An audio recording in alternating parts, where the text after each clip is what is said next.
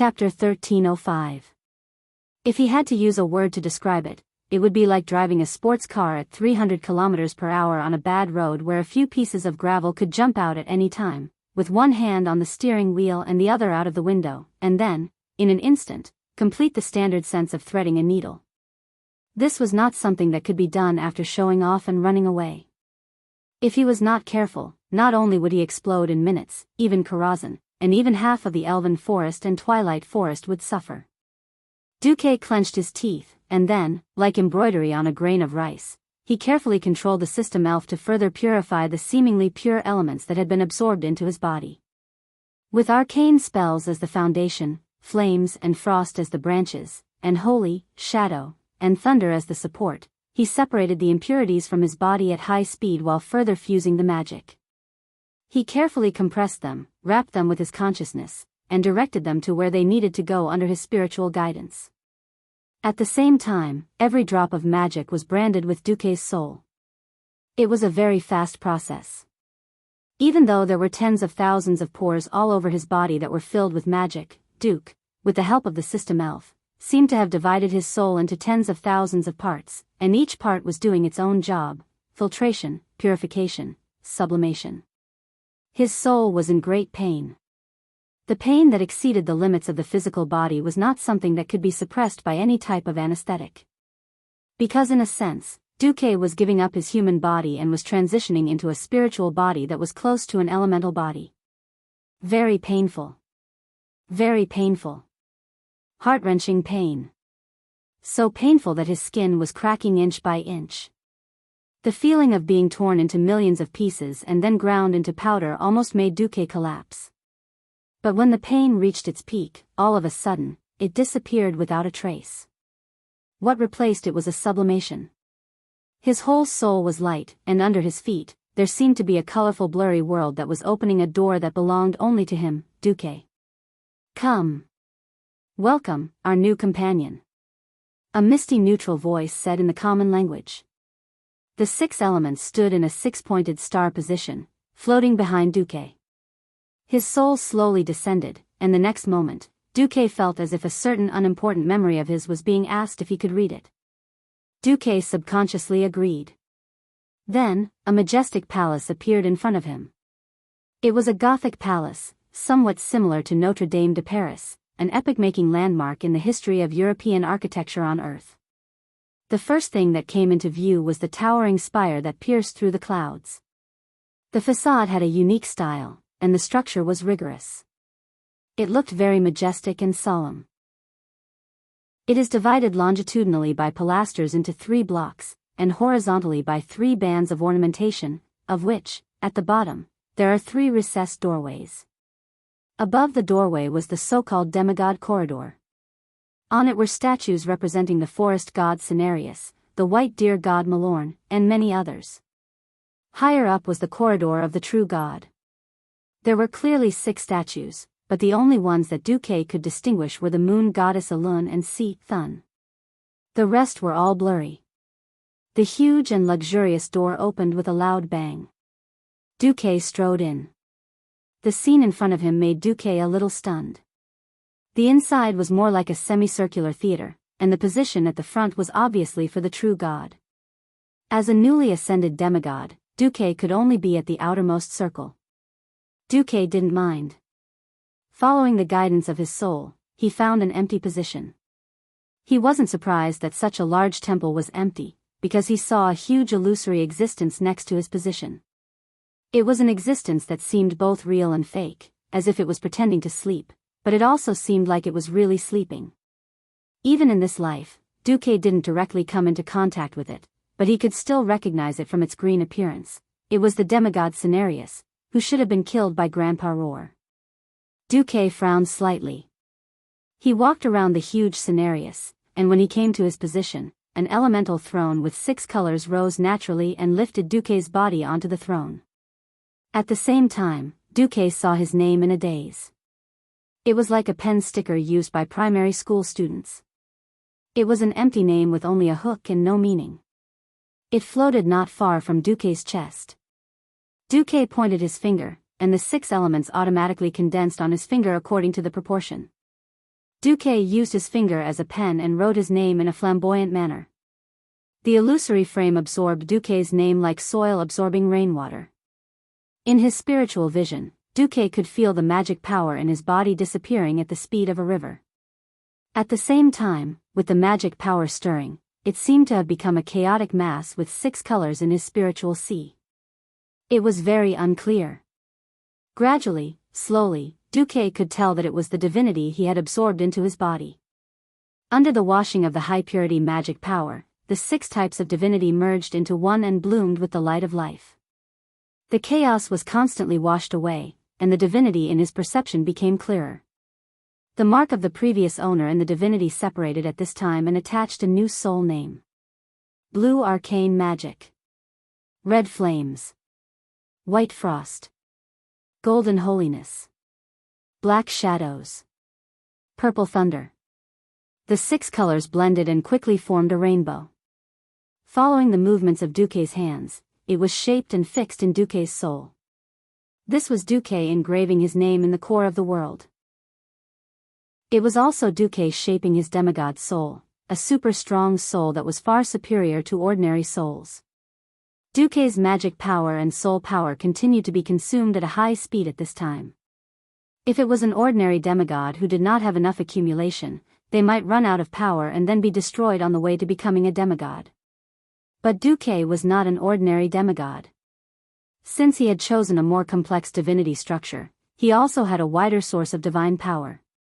He could even clearly feel that on the 2 continents of the Eastern Kingdom and Kalimdor, countless mages, priests, druids, and shamans were supporting him faintly, using their overflowing magic to quietly replenish Duque's consumption.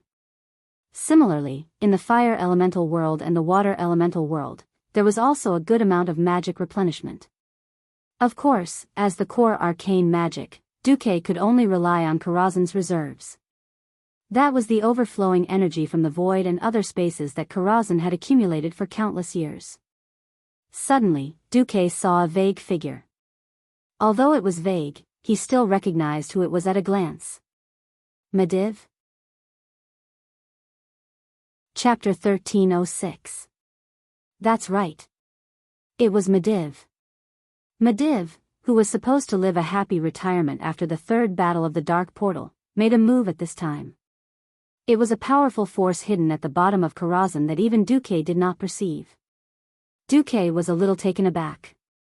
If old Max wanted to trick him, he could blow up his lair in minutes and he wouldn't have a place to cry. Fortunately, Duque was the inheritor who truly inherited Medivh's aspirations and legacy. Well done. But don't waste your power. The higher your starting point for becoming a demigod, the greater your chance of becoming a true god. Across the void, Medivh's voice reached the depths of Duque's soul.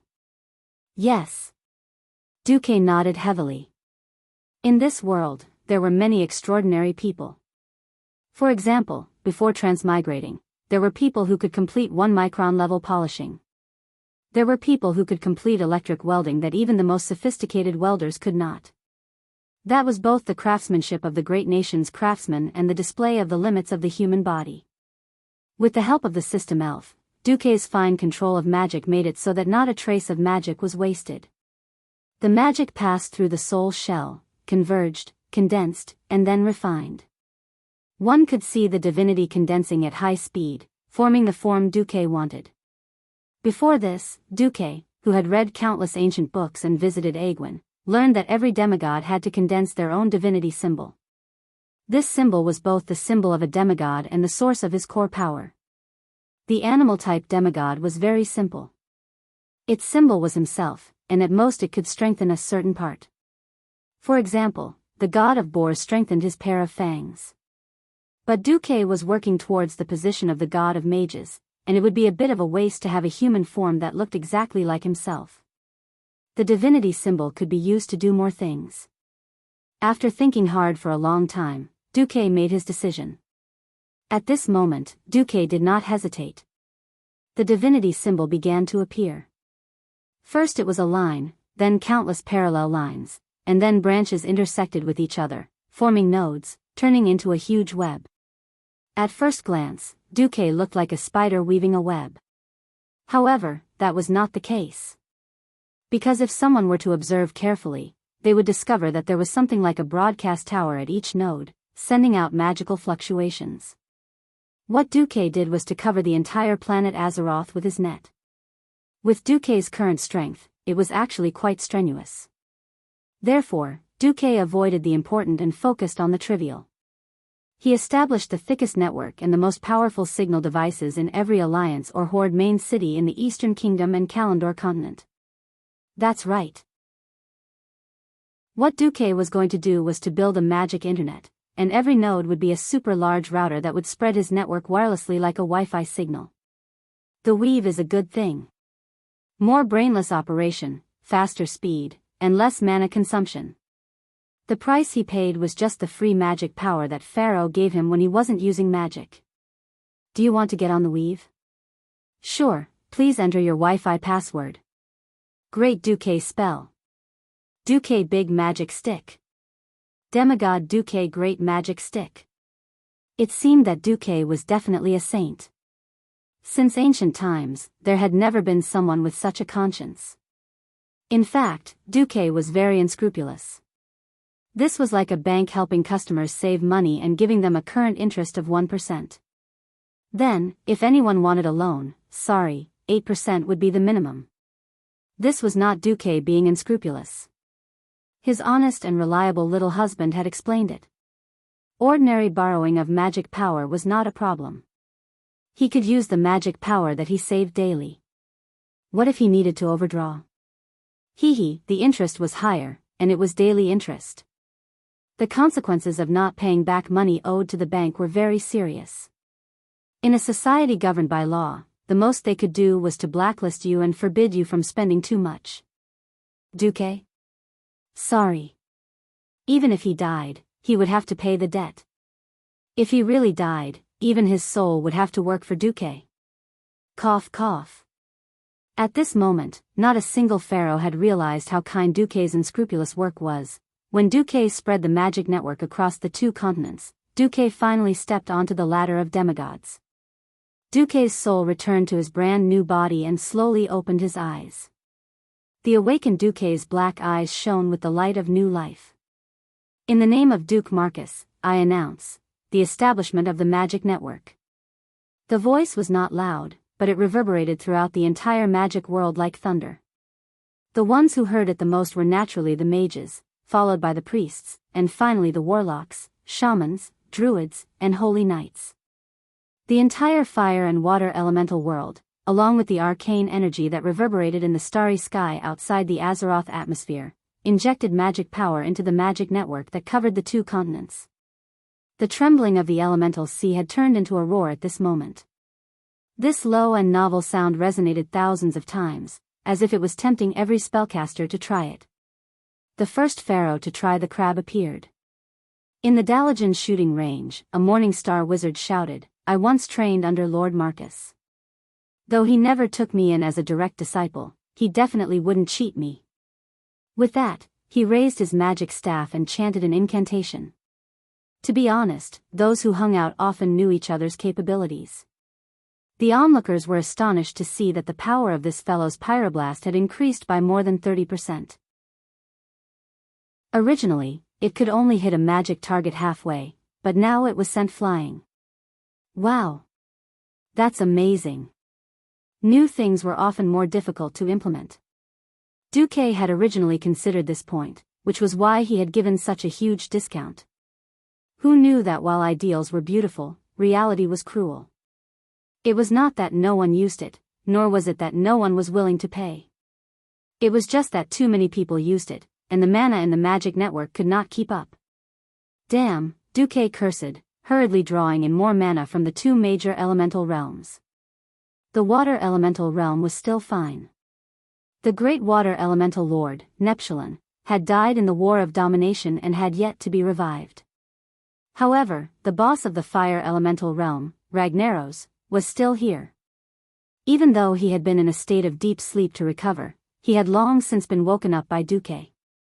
Faced with Duque, who had announced that he would raid his home and still had the audacity to ask for mana from his lair, Ragnaros immediately shouted in the fire elemental language. There was no need to translate those vulgar words that would lead children astray. In any case, the general gist of it was, uncle can bear it, aunt can't bear it. Pfft, you Duque whatever. The fire elemental mana was stuck, and Duque almost died on the spot. As a demigod, he did not have the ability to absorb mana from the fire elemental realm.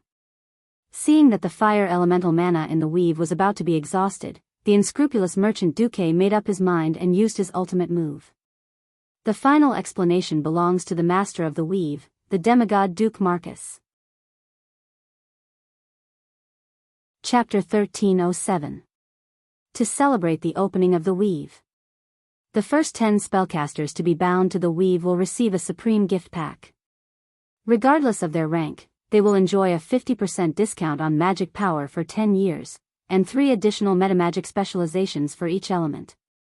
The first 100 to be bound to the weave will receive a golden gift pack. The first 1,000 to be bound to the weave will receive a silver gift pack. Anyone who is bound to the weave will receive a beginner's gift pack, which can be stacked with the previous packs. Spellcasters of the Alliance will enjoy an additional 95% discount on magic power consumption. Those of Stormwind nationality will enjoy an additional 88% discount on magic power consumption. In reality, after the first 1,000, the weave's mana would basically be balanced, and Duque would not need to dig Peter to pay Paul. Not to mention those at the back, even those at the front would not necessarily be able to take advantage of Duque. It was just like how the so-called local handicrafts in Duze's previous world were all from Iwu. It would be foolish to buy them at a 50% discount, but he would still make a profit even if he gave them a 10% discount. On the surface, Duque seemed to be selling them at a huge discount. There were so many tricks that even Duque's little conscience felt apologetic. For example, an ordinary sky wizard would need 50 units of mana to cast a beginner fireball. In reality, to achieve the same effect, they did not need that much. Magic education in this era was actually very primitive. One pharaoh had found a more feasible path, and then taught it by example. A large number of people knew how to use it, and it became a classic. Coupled with the fact that Pharaoh with a bit of a brain chose the wrong talent and ran off to do all sorts of research, very few Pharaoh cared about the efficiency of basic magic and whether it could be improved. If your fireball can't kill your enemy, it's because your fireball isn't big enough, it's not fierce enough. 90% of the mentors said this. This was because the fireball would dissipate very quickly once it left the mage's control. To throw it 30 yards away and still maintain its power when it hit someone, they would only focus on gathering the fire elements and ignore the other problems. Duque was different. In the past, the Dalajan was under Antonida's control, so naturally, he had no room to interfere. After Ronan became the chairman of Kirin Tor, Duque was so busy that he had no time to care about the mages. Now that Duque was going to become the god of mages, even if he was only a demigod, he had the obligation to seduce, to correct the mistakes of those newbie mages. First, the magic model. In the past, those fellows had used messy models, and Duque looked down on them. If they wanted to use the weave, they had to use his model. If someone had the ability to remove the halo of divinity from the weave and study it carefully, they would discover that the fire magic and ice magic were filled with fluid dynamics applications. All magic shot out has experienced a similar flat nozzle contraction process, like a water gun. Next was the predetermined firing trajectory. In the past, the spells would be thrown out in a straight line, and they wouldn't care where they flew halfway. It was a good thing if he could hit it, but if he couldn't, he could only blame it on his bad luck. Accuracy was not a consideration, it was all about quantity.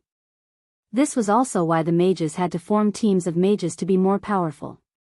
Because blindly and randomly shooting, no matter how reckless the enemy was, they would be blasted to pieces.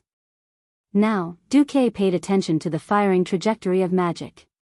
Any flow of fire or ice magic was actually a process of heat change and transfer. If a little more magic was used in advance to disperse the heat or cold air between oneself and the target, then according to the laws of thermodynamics, heat could spontaneously transfer from a hot object to a cold object, but it could not spontaneously transfer from a low-temperature object to a high-temperature object. This allowed fireballs and ice arrows to follow the predetermined trajectory to attack the target. According to the knowledge that Duque had learned in university and the theory of Azeroth magic, with the final optimization by the system genie, what was obtained was the explosive, magically modified version of the weave magic. While he was busy breaking through to the demigod level, the allied army was not idle. With the support of Tyron's true starfall, they had a plan and step by step to sweep Silithus clean.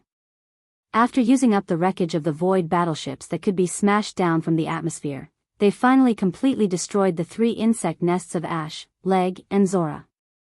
Under the cover of the flying fortress Naxxramas, the allied army began to slowly advance in the direction of the ancient city of Karaj.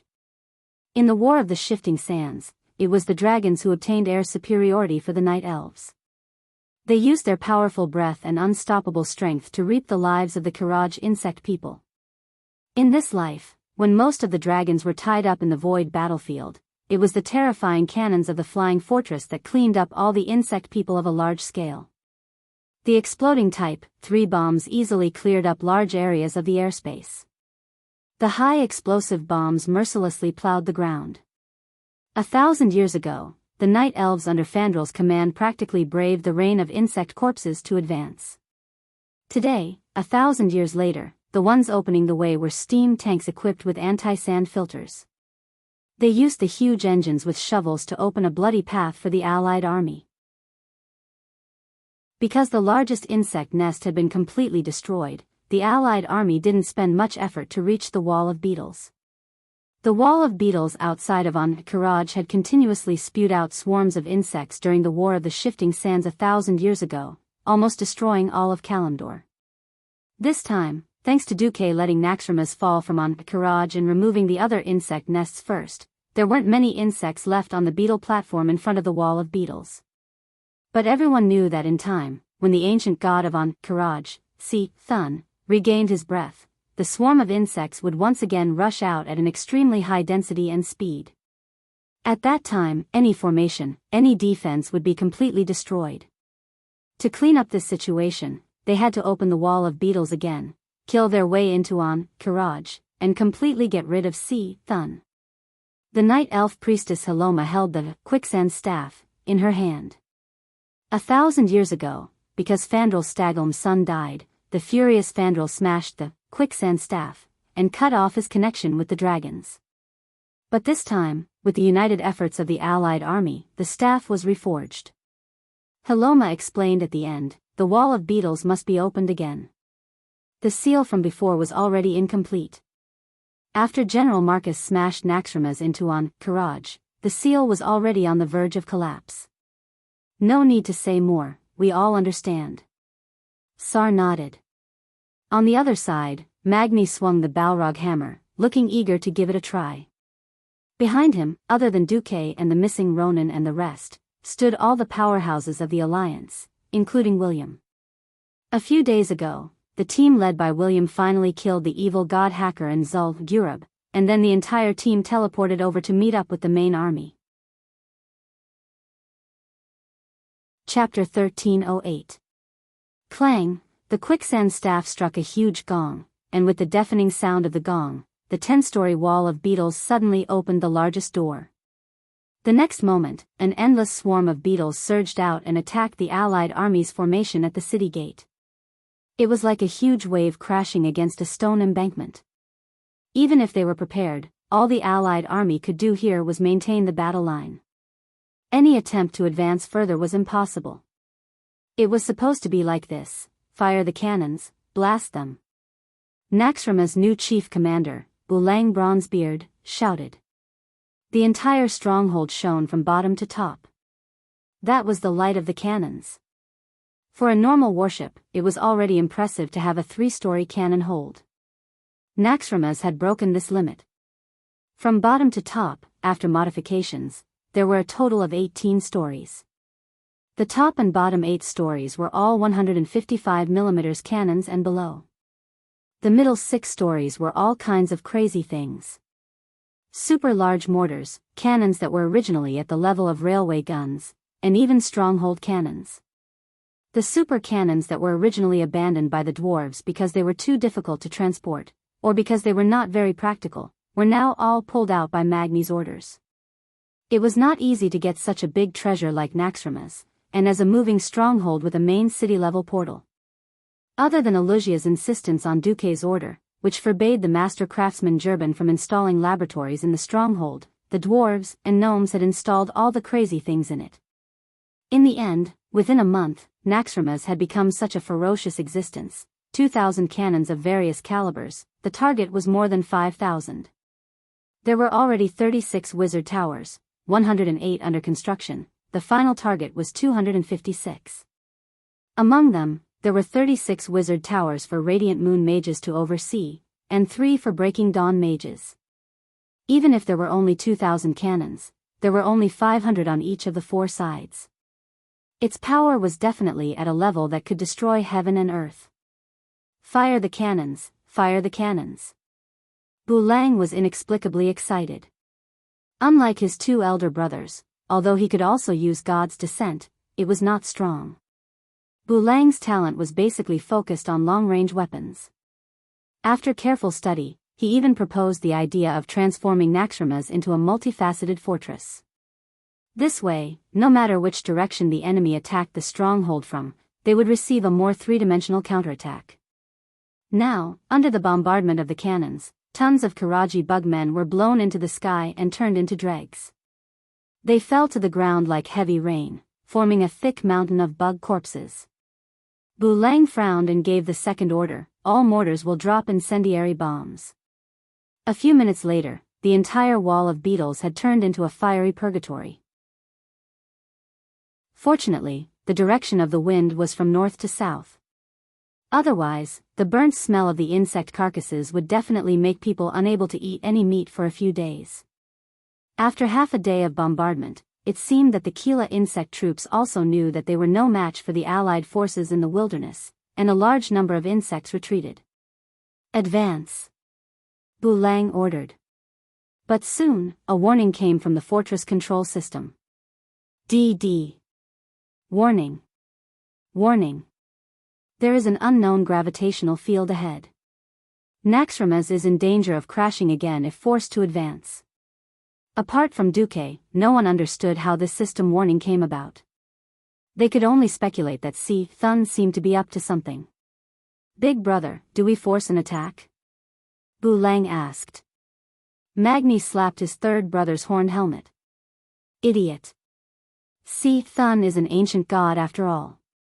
The Alliance worked so hard to get a floating fortress, it would be terrible if it fell. Next time, see if those magicians would let the Dalajan take the lead? Yes, yes, yes. It was not easy to get such a powerful flying fortress. If it really fell, the Alliance's advantage would be greatly weakened. After spending a whole day, the Alliance used steam tanks and cranes to clear the passage behind the wall of beetles. There were 2 huge areas in front of the Allied forces. The east side was the area that had been hit by Naxxrama's, and was temporarily called the Karaj ruins. There were a lot of powerful creatures detected there. The west side was the main building of the Karaj temple. I suggest we split into 2 groups. Otherwise, if we all attack one group, it will only make the other group attack from the back, Sal said. Magni and the other leaders of the Alliance fell silent. It was true that the Alliance and the Horde had formed an alliance. However, in the absence of Duke, both Magni and William did not have enough power and prestige to suppress Thrall and hold absolute command in the Alliance, even though both sides had tried their best to cooperate sincerely. After thinking for a while, Magni and William looked at each other and understood each other's thoughts. A melon that was forcefully twisted would not be sweet. Then I'll have to trouble the Horde to attack the Karaj ruins. Magni turned and said, Your Majesty Jaina. Yes. Jaina responded, then walked in front of Sal and handed him a 30-page document. This is the information that Commander Duke Marcus came up with after consulting a lot of historical materials about the War of the Shifting Sands and asking the Dragon and Night Elf commanders who participated in the war. Sal, Woken, and Grom's pupils instantly shrank. They were old friends. Even if they had different standpoints, Duque's information was rarely wrong when it came to the Allied forces facing a strong enemy. General Lajax. Scar the Scarless Audrian? Thank Duque for me. Sal nodded heavily. Please note that the records in the historical materials are not complete. These are only the parts that are recorded. For the rest, please adapt to the situation, Jaina emphasized. Of course, she knew that Duque should have detailed information about the color of the fur on the enemy leaders, but the Alliance was not obliged to provide it to the Horde. If it was the Horde in the past, Duque might have given more detailed information to preserve the strength of the Allied forces. But now, the gazes of the three Windwalker sisters were like arrows, shooting towards Sal's back with shio shio shio. Similarly, the Alliance's priests and paladins also looked over there with ugly expressions. If it weren't for the Kiraj insect people and Si Thun, who were even more terrifying enemies, they might have been completely defeated. Sal was a little embarrassed, but he didn't regret it. From the day he recruited the Forsaken into the Horde's camp, he had foreseen this scene. The former Great Chief Orgrim and the other chiefs, plus the former Sun King Anastrian and the Silver Moon Council had all become Death Knights and Liches. It would be strange if the Alliance gave them a good attitude. That was why Sar had suggested splitting the army, and why Magni had agreed. Without Duque or Anduin Lothar, who had defeated the Horde, they really couldn't control the situation. Chapter 1309. The Alliance and the Horde split up. Thrall wasn't careless. Other than pulling the Horde's main force, he also borrowed half a division of steam tanks. Thrall simply asked for cover fire. The Alliance didn't dare to let Naxxramas go up, but it was still possible to get a tank division and 2 flying battleships. The Skybreaker was left behind, and the Flying Dutchman and Black Pearl came up. It turned out that the Allied forces were a little oversensitive. They seemed to have realized that areas outside the protection of Si Thun's divine power were no match for the Alliance's artillery. The Kiraj bugmen had no intention of fighting the Alliance outside. The Alliance drove all the way to the main hall of the Kiraj temple. The moment they stepped through the door, countless Alliance soldiers felt dizzy and vomited. This is Si Thun's evil aura? Tyron didn't look too good either. She felt that the power of the moon goddess Alun was being rejected. It wasn't that it couldn't be used at all, but if they wanted to use it, they would have to pay a higher price. Everyone below the level of a hero, leave. William waved his hand and ordered decisively. There weren't many mortals who entered. With the help of the stronger ones, they barely managed to complete the evacuation. This isn't good. If only the hero squad can enter, it'll be troublesome if we get surrounded. Magni took off his helmet, scratched his head, and put it back on. Jaina was the most careful. She pointed at the stairs. Look carefully. There aren't many traces of insects stepping on the stairs. If I'm not wrong, those with insufficient status aren't allowed to enter the main hall. If a large number of insects' sharp legs had pierced through the stairs countless times, no matter how hard it was, it would be full of holes. It seemed that humans were divided into different levels, and so were insects. Along the way, it wasn't just ordinary insects that attacked them, but powerful monsters. The 10-story tall monster, the Anubisath Defender, looked like a typical Egyptian dog-headed giant. Not only did it leave a deep impression with its heavy punches, it would also self-destruct after dying. If not for Duque's strategy, people would have died in minutes. The Obsidian Cleanser, which looked a little like a sphinx and had a purplish-black body, could release disgusting energy shockwaves and mindlessly blow people up. When the Alliance's hero squad slowly advanced in front of the Prophet Skirim, everyone carefully looked through the strategy left behind by Duque. They needed a total of 3 warriors. There weren't many warriors who had stepped into the realm of heroes these days. When Anduin Lothar was still around, all he could see were warriors. Ever since there were paladins who could fight, tank, and heal, most of the Alliance's melee classes went to become paladins. Back then, the 5 Silver Saints were all warriors. When asked if Gavin Rad and the others could turn back, he said that he was used to it and that it was not good to turn back. He had no choice but to let Ulang Bronzebeard run back to make a cameo. Bu Lang put down his beloved shotgun, picked up his axe and shield, and used charge. He looked pretty decent. Just like that, the eldest and third brother of the Bronzebeard family, as well as William, barely made up 3 warrior tanks to tank the boss. As the number 1 in the Ankaraj Divine Temple, Prophet Skiram's fighting style wasn't too disgusting. Anyone who could beat Majordomo in the Molten Core should be able to deal with him. In theory, this boss with a lower body like a spider, upper body like a steamed lobster, and a cockroach hanging on its chest shouldn't be difficult to deal with. The problem was that the leader of the Ankaraj Divine Temple wasn't stupid. If he were to stand guard one by one, wouldn't he be waiting for the boss to come and kill him? It was as if he had poked a hornet's nest. Almost as soon as Magni rushed up to fight Skiram, an evil energy wave suddenly spread out from the ground. The range of this wave was so wide that it almost covered an area the size of at least 10 football fields in front of and behind the main gate of the temple. Without any warning, the ground within this area collapsed. The majestic main hall of the Ankaraj Divine Temple, along with the huge dome that was the size of a battleship, the thick stone pillars that required 5 people to wrap their arms around, and the exquisite and beautiful hard floor tiles all collapsed. This was so big that it left all the Alliance powerhouses speechless. None of the Alliance powerhouses knew how to fly. As the debris fell like rain, everyone screamed and fell. Watch my pseudo-levitation spell. Gavin Rad reacted immediately. He waved his wind sword, and the strong wind from the divine artifact sword blew under everyone's feet. It slightly supported everyone and slowed down their falling speed. In theory, they wouldn't die from the fall, but a new problem arose. Everyone's falling speed slowed down, but the huge rocks above them were still falling at the same speed. For everyone who couldn't dodge in midair, this meant heavy casualties. Attack! The Windrunner sisters were the first to react. The 3 sisters suddenly twisted their bodies and changed their posture to be upside down so that it was easier to shoot with their bows. The arrows mixed with the power of wind and lightning rushed up and smashed the rocks above them.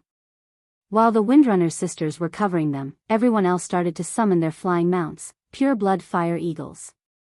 Bright flames flew out of everyone's hands and turned into a huge fire eagle in the blink of an eye. Only when the fire hawks carried the heroes did the situation change a little. There's something down there. Sasha's eyes were the sharpest. Half a second later, she shouted, "Enemy!"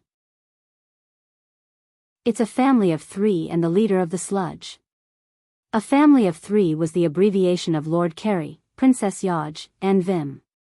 They were the leaders of the 3 gigantic insects of different sizes and colors. The leader that looked like a sludge monster was the aberration monster, Vistus. Don't go down, it's a trap. William was the first to react. Don't act according to the enemy's plan. This was the instinct of a commander. Just as everyone was about to fly up on their pure-blood fire eagles, an ear-piercing buzzing sound came from afar. Everyone was familiar with this sound. It was the buzzing sound of bees flying. The problem was, where did such a huge bee come from? The first to rush out of the darkness and enter the vision of the Alliance powerhouses was a huge green insect. There were many red spots on her wings. Princess Huhuran? Aurelia turned pale with fright. Most of the people were suspended in midair. Aerial battles weren't something that mortals were good at. Even if everyone had a pure-blood fire eagle to carry them, it still wouldn't work. No one believed that a pure-blood fire eagle that was only slightly stronger than a griffin would be a match for a flying insect like Princess Huhuran. Oh. Do I have to do it after all? There was only one person who didn't summon a pure-blood fire eagle despite being supported by Gavinrad's Gale, Countess Katrana. In fact, even if she was left alone, she wouldn't fall to her death. This was because she was the famous Black Dragon Princess, Onyxia. Chapter 13:10. Onyxia let out a long howl, and a pair of black wings grew out of her bare back. Her 4 limbs turned into sharp claws in the blink of an eye, and her smooth and tender skin was instantly covered with dense and solid scales.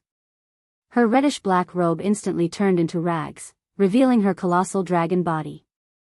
A meteor hammer-like tail also grew out of her buttocks. In just a breath's time, she had already completely taken on the form of a colossal dragon. Under the surprised gazes of the Alliance heroes, this colossal black dragon was rapidly growing in size and fearlessly charging forward. "Well done!" Varian exclaimed happily. Originally, William did not have a good impression of Onyxia, the evil black dragon who had caused him so much trouble last year, caused him to split into two, and even almost gave up the right to rule Stormwind City. If the person who claimed to have subdued her wasn't Duke Marcus, whom he respected, he would have immediately turned hostile and forced the other party to execute this black dragon. Evil must be eradicated. His ghost wolf personality drove him to do so. But now, everyone, including William, was extremely glad that the Alliance had Onyxia, a powerful colossal dragon who didn't belong to the Dragon Slumber Shrine, to help them. Without her, the Alliance heroes would probably be beaten up. "Let's fly up." "We can't let Magni be up there alone," William shouted. Under his command, the powerhouses all controlled the fire eagles to dodge the falling rocks and fly up. Woo! At this moment, another existence rushed out of the darkness at high speed. From afar, it looked like a little elf soaring among the flowers. She had the appearance of a human and two pairs of transparent cicada wings. She was covered with a white veil and wore a low-cut evening gown that bound her breasts. Didn't she look very beautiful? Apart from the two horn-like giant bugs on her shoulders, the green claws that were curled up, and the pair of feet, claws, that only had 3 fingers. If that was the case, she was indeed a beauty. The problem was that everyone in the Alliance knew that she was the leader of Kiraj, Sartura. She used a brainless whirlwind slash right from the start. The formless wind blades easily covered the entire upper floor. She did not participate in the battle between Black Dragon and Princess Huhuran at all. She even took the initiative to avoid the battle. Knowing that the wind blades of Whirlwind Slash would not be able to hit the pure-blooded Firehawk in the distance, she only did one thing: block the entire airspace, forbidding the Alliance from flying up. Not only her, but more Kiraj insect people flew over. They took the risk of being killed by falling rocks and sealed off the entire airspace. William's facial muscles kept twitching as he looked at the sealed airspace again. Finally, he squeezed out a few words from between his teeth. "Let's go down. Don't separate." That's right. He had no choice but to go down. Be it Magni or Onyxia, they were both people who could hold on for a long time on their own. He could only wish them luck. After he made up his mind, the things he had to do became much clearer. At first glance, this was a huge cave with a depth of more than a kilometer. In the vast dark space, there were plenty of places for the flying insects to soar and attack back and forth. Outside, they could have the support of the Alliance's cannons. However, in this cave, there were leader-level insects on the ground, and they had to be wary of the enemies that swooped down from time to time. Needless to say, annihilation was the only outcome. "We have to find cover," William shouted. "There." Queen Sylvanas raised her hand, and a lightning arrow shot over. Along with the lightning, everyone saw that it was a huge hole in midair. The hole was about 2 stories high, and could allow 4 carriages to pass through side by side. However, for the current situation where there were enemies all around, it was already the best place to hide. No matter how bad it was better than directly falling into the mouths of a family of 3. It was at this moment that Sartura swooped down. As she swept past, she activated a powerful whirlwind slash. The violent wind blades easily scattered the Alliance's flying formation. Brawl Bearhide's Firehawk couldn't dodge in time, and was killed by the whirlwind slash on the spot. If he hadn't instantly transformed into a giant bear with thick skin and flesh, he would probably have died as well. "Grab my hand." As the other main force of King was Iron Triangle, Valera barely managed to save Brawl. "No. We have to do something," William shouted. "Duque, help." Jaina couldn't help but shout in the weave. If possible, Duque wanted to spend more time perfecting his weave. He had never thought that his weave would have to undergo a test so soon. Spellcasters who were connected to the weave could contact it, but most of their requests would be ignored. Duque wasn't a super operator with 1,000 brains. In order to maintain the newborn weave, his system elves were almost operating at full capacity. However, this voice couldn't be ignored by Duque, because the one calling him was Jaina. Duque. I need your magical support, the kind that can instantly annihilate thousands of flying insects. All right. Duque's direct reply in the weave made Jaina overjoyed. Communication through divine will was the most direct. In just half a second, Duque understood the whole story. Damn it. Mere insects, do you think you're an eel? You even dare to touch my girl? The entire weave was responding to its owner's anger. Apart from the flapping of the flying insect's wings, there shouldn't be too many other sounds in the void. Suddenly, it was as if the darkness would split open at any time and a sun would jump out. The rocks and sand around the fire eagle that should have been falling at a higher speed seemed to have broken free from the restraints of gravity and sputtered horizontally. A terrifying aura with great majesty rose from behind Jaina and Alicia, and the insects that were flying in the air started to cry out strangely. They screamed, wanting to get close to the two female spellcasters and get rid of them first. However, a formless elemental wave swept across the void. It was as if there was a pair of gigantic air palms above and below that suddenly pressed down on all the insects, causing them to hover in the air. They couldn't move up nor down, nor could they advance nor retreat. They were stuck there awkwardly, becoming pitiful live targets. In the next instant, the darkness around the two female spellcasters suddenly parted, and a dazzling white light lit up the entire dark cave like the first snowfall of winter. Reflected in everyone's eyes were countless rays of pure white light piercing through the vast darkness of the void. It was as if the heavenly river was flowing in reverse, attacking from below towards the sky. Blizzard? No. This was more than 1,000 top-notch frost arrows. In theory, this would require at least 1,000 radiant moon archmages at the same time, each casting for 2.5 seconds. However, with the support of the weave, Jaina and Alicia easily achieved this. The blooming flower of ice was like a blooming white chrysanthemum. Chapter 13:11.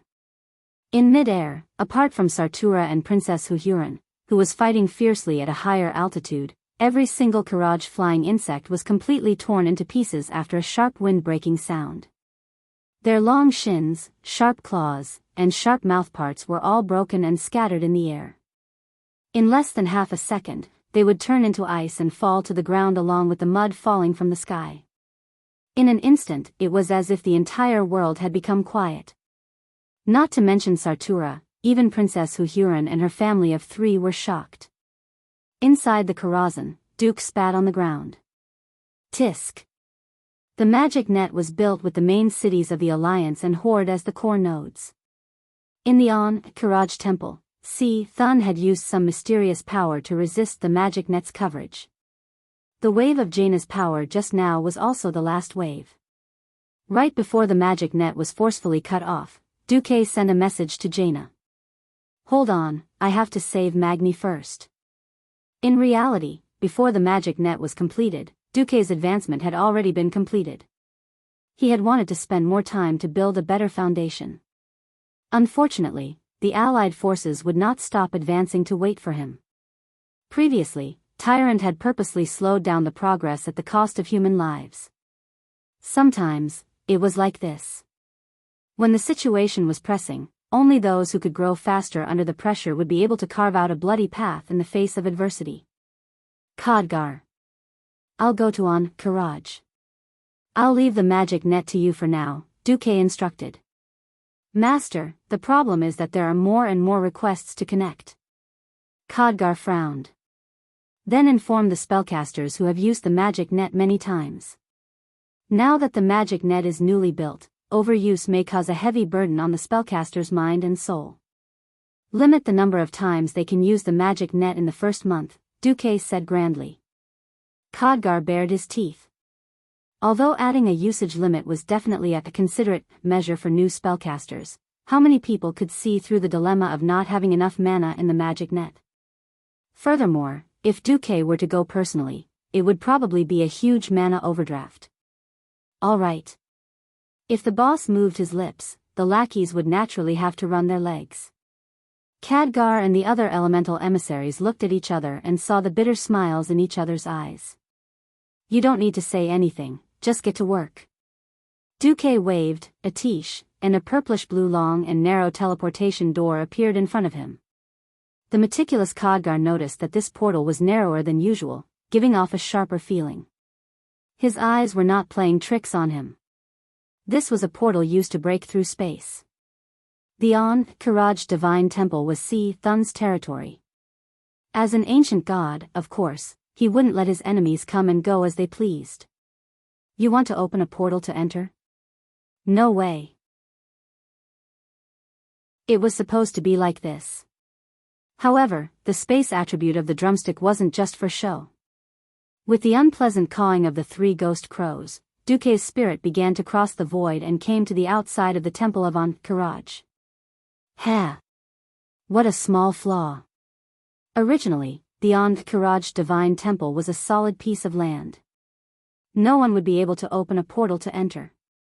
Ever since the honest and reliable Duque forcefully smashed Naxxramas in and turned the large area of the Divine Temple into the ruins of Karaj, a flaw had appeared in Thun's spatial defense.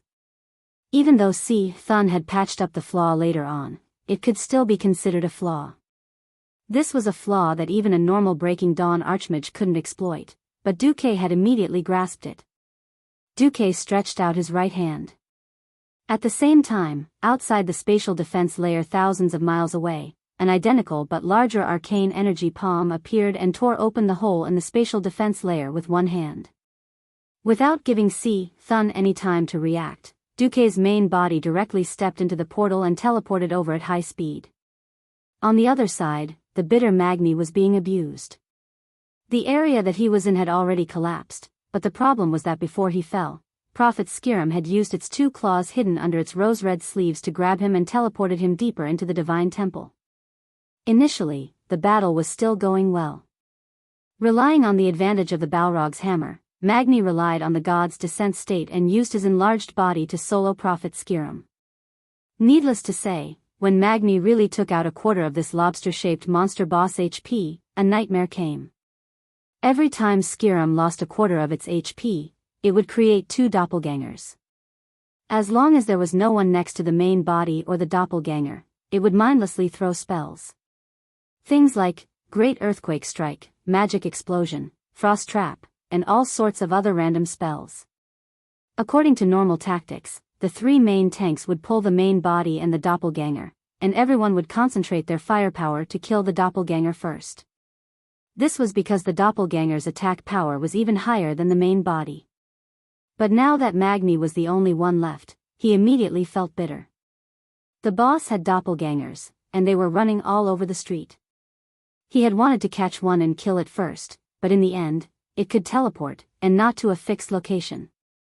If it caught up, it would teleport away, and Magni was fooled. There were a few times when Magni wanted to leave and find a hole, or even dig a hole himself and fall in. But he found that the ground was extremely solid, and he was at least 1,000 meters away from the main door of the temple. He could only miserably run around with Skirim, and be kited by him again and again. He knew that when the duration of his god's descent ended, it would be time for him to die in battle. Just at this moment, a mysterious purplish-blue light suddenly appeared beside Magni. That dazzling light was like the light of the birth of all things. Perhaps the life on Earth came from sunlight, and it was incompatible with the purplish-blue color. But this ball of light gave people a feeling that it was full of wisdom. At that moment, in the originally decaying temple, all the other colors dimmed. It was as if there was no other color in the world. The space suddenly trembled.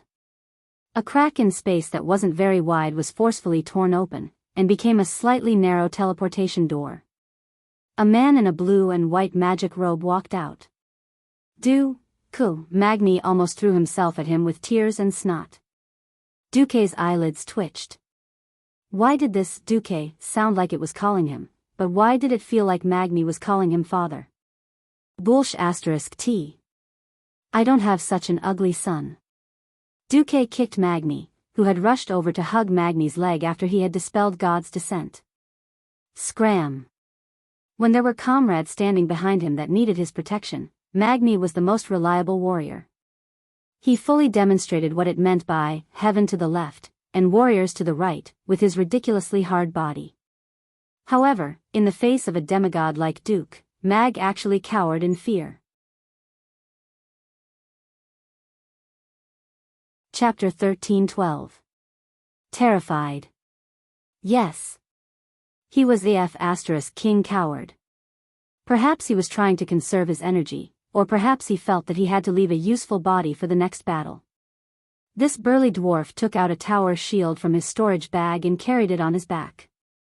He changed his axe to a shield in his left hand and a hammer in his right. From afar, he looked like a tortoise if he didn't have the Balrog hammer. Duke rolled his eyes and decided not to bother with this guy anymore. He spread out his spirit sense and sensed that although Jaina and the others were in a sorry state, they were fine. Duke exhaled a breath of turbid air. Phew, all right. Although I don't know who taught you to divide and annihilate, but since you're so good at it, I can't hold back. Let's deal with you quickly and meet up with the others. Suddenly, Skiram replied to Duque, long live Si Thun, Duque, huh? This guy could talk. He didn't have much of an impression after fighting so many times.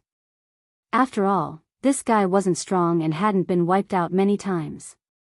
But, your boss Si Thun is already more than 10,000 years old. Are you sure you want to wish him long live? Duque laughed shamelessly and made his move. Prophet Skiram was faster than Duque. He instinctively sensed that the elemental state around Duque wasn't right, so he didn't choose to use Magic Burst. Instead, he let his main body and doppelganger release Great Earthquake Strike at the same time. Duque frowned. Skiram had obviously held back just now. When that shocking force of nature hit him, he instinctively realized that if he was in his normal state, he would definitely be sent flying by this force.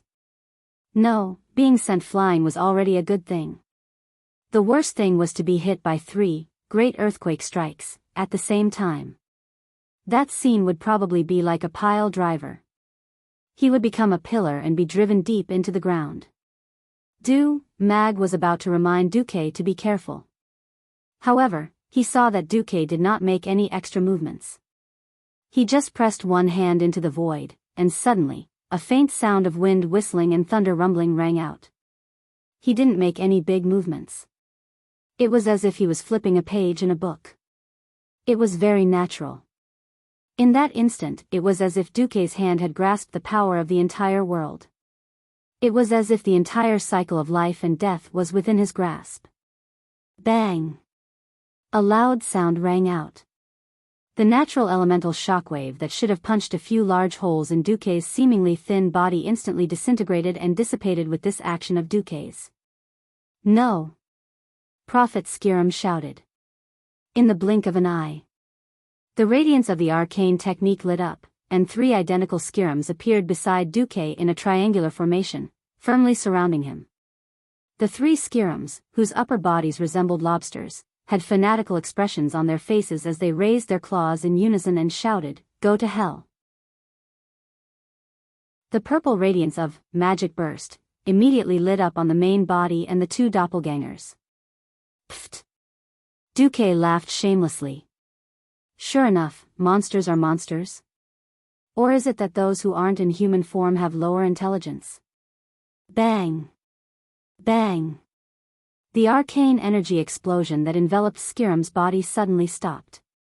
The purplish-blue radiance on the 3 guys' bodies all rushed out uncontrollably and condensed into hundreds of arcane missiles in midair. In an instant, they shot back at their own bodies.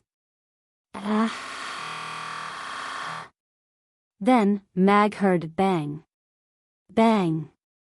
2 shattering sounds rang out, and the 2 boss doppelgangers that had been bothering him for a long time exploded. Impossible. Skiram shouted. Impossible? Duque smiled. Idiot. Let me tell you.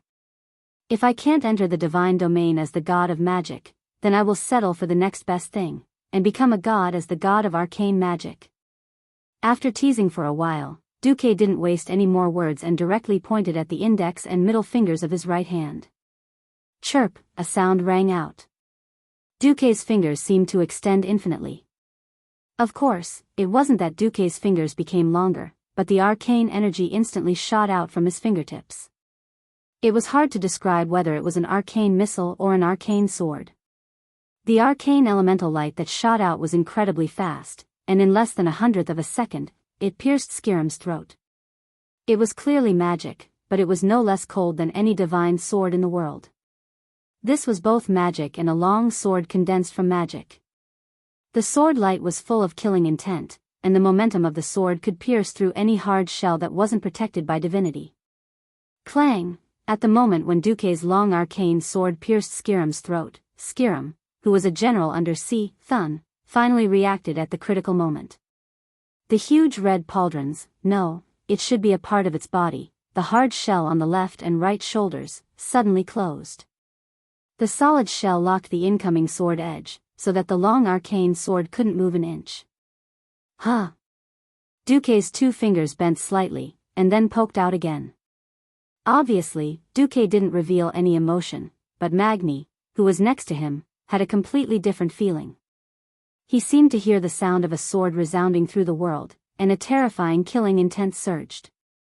The pure arcane energy burst out like a flood. Duque's calmness formed a sharp contrast with Skiram's and Magni's nervousness. Clang! The long sword that seemed to have been locked a moment ago became 2 sharper arcane daggers in the next instant. This time, the hard shell couldn't stop it anymore, and the 2 more agile energy daggers pierced through with unparalleled force. There was no time to dodge, let alone block. There was only a "pu" sound, and the 2 daggers pierced Skiram's throat in an instant. There were no more 50% and 25% clones left. The arcane energy that rushed into Prophet Skiram's body destroyed it like lightning, and sucked away all of its life force in one breath. Skiram's huge body, which weighed several tons, collapsed with a loud bang. Magni was dumbfounded. Duque. That's it? Duque's eyes rolled back. How long do you want to fight? I'm a demigod now after all. To deal with a leader-level creature that doesn't even have divinity, do I have to fight for a day and a night before I barely win? Are all demigods so awesome? All right. I'll become a demigod too. Duque ruthlessly attacked Magni. Let's wait until you become a legendary hero first. Legendary heroes weren't a real level. It was purely to distinguish the powerhouses who had stepped into the realm of heroes from the powerhouses who were infinitely close to the realm of demigods. It was a level that adventurers boasted about themselves. Chapter 13:13. But the rank of legendary heroes seemed to be solidifying recently. It couldn't be helped. According to the realm of heroes, the newly promoted Valilla, Brawl, and the earlier batch of Riadeline and Lillis were all heroes. But the difference in strength between them and the oldest batch of heroes was too great. Not to mention Tyrion Fordring, the most senior Empress Dowager, even Vanessa could easily defeat Valera. After all, Vanessa's strength was honed through countless bloody battles. Compared to Valera, who could only bully mortal gladiators in the arena or beat up small monsters, it was a completely different concept. If Vanessa hadn't been so busy recently, Valilla would have chased after Vanessa every day to ask for a duel. The same thing happened to Riadeline. She was already the most powerful paladin among the Blood Elves. Even without divine equipment, Gavin Rad still relied on the more intense holy light to take down Riadeline with one hand. And in the tavern, in the comments of the upper echelons, heroes who had experienced so many battles were unknowingly promoted to the new rank of legendary heroes. Naturally, there was a new standard for legendary heroes. Only those who could take down a divine creature alone could be considered a legendary hero. Hearing Duque's words, Magni bared his teeth.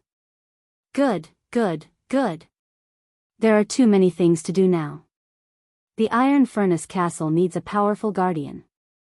I'll go train after defeating Thun. Duque stretched out his hand. He had wanted to take Prophet Skiram's spoils of war and leave, but the system elf suddenly gave him a notification. The soul of this creature has been detected to be compatible with the magic net. Would you like to capture it? If captured, there is a 94% chance that it can be converted into a magic net processor after purification. Huh? What kind of benefit is this? Looking at the system notification carefully, Duque decisively clicked yes. He only saw Duque's right hand pinch the air, and then a translucent spirit of Skiram was pulled out of the body by Duque. Nimble fingers flew in the air, and then Skiram's soul was shredded like a butcher dismembering an ox. The extra spider legs, shoulder armor, and arms were all cut off and shattered in the void, leaving only a purple-blue soul core, which was finally taken by Duque's palm. The corners of Duque's mouth rose, and he suddenly smiled bitterly. Because he found that what he was doing now was almost the same as what Jaden had done to Zol back then. However, the egg always destroyed Zol's body and stuffed it into an ice skeleton. Duque was a bit more thorough. He completely erased Skiram's soul imprint, which meant that the miserable Skiram would no longer have any memories and would only be left with the instincts of a caster. Duque had received a system notification the moment he'd brought Cram to the weave. Arcane Soul Compatibility Test complete. The weave has obtained a new meta-magic ability, Enhanced Magic Blast. This ability can increase the critical hit rate of Magic Blast by 10%.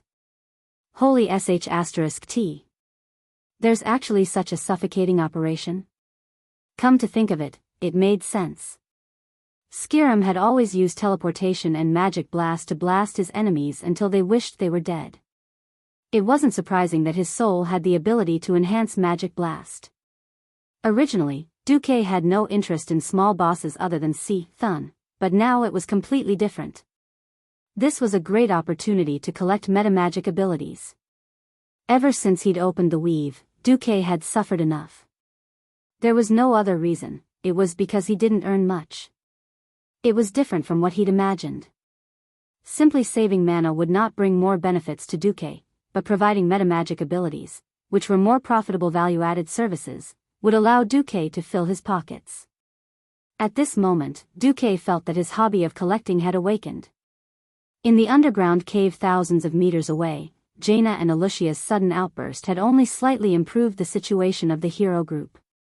Without the entanglement of the small monsters, the hero group faced the fierce attack of Sartura again. After the weave was forcefully expelled by Thun's power, the hero group had lost a more effective way to fight back. Under the attacks of Sartura, who charged at them like a brainless whirlwind, the team members were forced to split into two groups. One group successfully charged into the hole in mid-air, while the other group had to land on the ground to face the family of three. The family of three and Sartura's combination was indeed terrifying, but it wasn't much better for them to charge into the hole, because there was another boss guarding the hole. It was the fourth boss of Karaj, the tenacious Fancaris. It had 6 legs and a trident tail. It had bright yellow skin and red stripes, and it was a commander-tier monster with the body of a scorpion. Fancaris's fighting style was quite irritating. It would constantly summon small insects and even elite sandworms to cause trouble. And it had a strong attack that could tear apart the highest-level epic armor of this era. The most disgusting thing was its teleportation. It would occasionally teleport a team member into its nest, and they couldn't do anything but take the beating of the small insects without struggling. Of course, Fancaris's problem was child's play compared to the danger below. It wasn't just the family of 3. Even the leader of the ooze monsters, Vistus, had come out. This meant that the team below had to endure the crazy attacks of 5 bosses at the same time. It was obvious that there was a commander behind the scenes directing these leaders to perfectly divide and eliminate the Alliance heroes. Damn it. Gugugugu. Gavin Rad was the first to suffer. When he was the first to land on his fire eagle, he was also the first to be ambushed. The leader of the ooze monsters, Vistus, suddenly jumped out from under the sand and swallowed Gavin Rad along with his fire eagle. Gavin Rad activated his invincibility almost immediately. So what? The Paladin's Holy Shield spell only lasted for slightly more than 10 seconds. Once the time was up, Gavinrad felt like he was drowning in the corrosive mucus. If it wasn't for the fact that his entire body was filled with holy light, and the wind sword's nature attribute slightly resisted the corrosive mucus, Gavinrad would probably have been the first to die in this battle. The scales of victory for the Alliance were still tipping in the direction of collapse. William led his men into the cave and faced Fancaris head-on. Magni stayed on the surface, and only Bulang and Theon were left to tank the boss. Due to the need of battle tactics, Riadaline had come down wearing an armor that strengthened the holy light spell, and she couldn't change it in time. Be careful. Before Theon could finish his sentence, Sartura had already swooped down for the kill. The claws on her 2 legs stretched out. Since she didn't manage to hook the more agile Queen Sylvia, she flapped her wings and suddenly changed her target, grabbing Kalia who was beside her. She wanted to tear Kalia in half in midair. Just then, a teleportation door appeared out of nowhere in the air behind her. Chapter 13-14. This portal that appeared in the air 50 meters in the air was not visible at all if one was not a ranger hero with the sharpest eyes. But the timing of the portal's appearance could be said to be perfect. It was the moment when Sartura raised her white veil and revealed a cruel smile as she flew. Suddenly, Sartura's smile froze on her face. The portal that appeared out of nowhere seemed to have been forcibly torn open by the fingers of countless pure white mage hands. In the purple-blue rift, a golden spiral sword suddenly stabbed out. It was the golden light that seemed like the birth of all things. It was the light of the first glimmer of dawn. It represented hope, and the banishment of evil darkness. It was impossible to avoid. Sartura, who was flying at high speed, could not avoid it at all. Ah! Accompanied by a scream, even if she twisted her body at the last moment, at least 2 of Sartura's cicada wings were cut off by the golden sword. She still wanted to pull Kalia away, but after cutting off her wings, the spiral sword's momentum suddenly changed, drawing a beautiful arc in the air. If she did not let go of her claws, her legs would not be able to move. In the choice of tearing apart an insignificant human or saving her legs, Sartura was decisively terrified. She did not even have time to increase her strength to hurt Kalia, and directly let go of her claws. Kalia screamed, and a second later, she fell into an incomparably warm and familiar embrace. Ah! Duque. Is that you? Is it really you?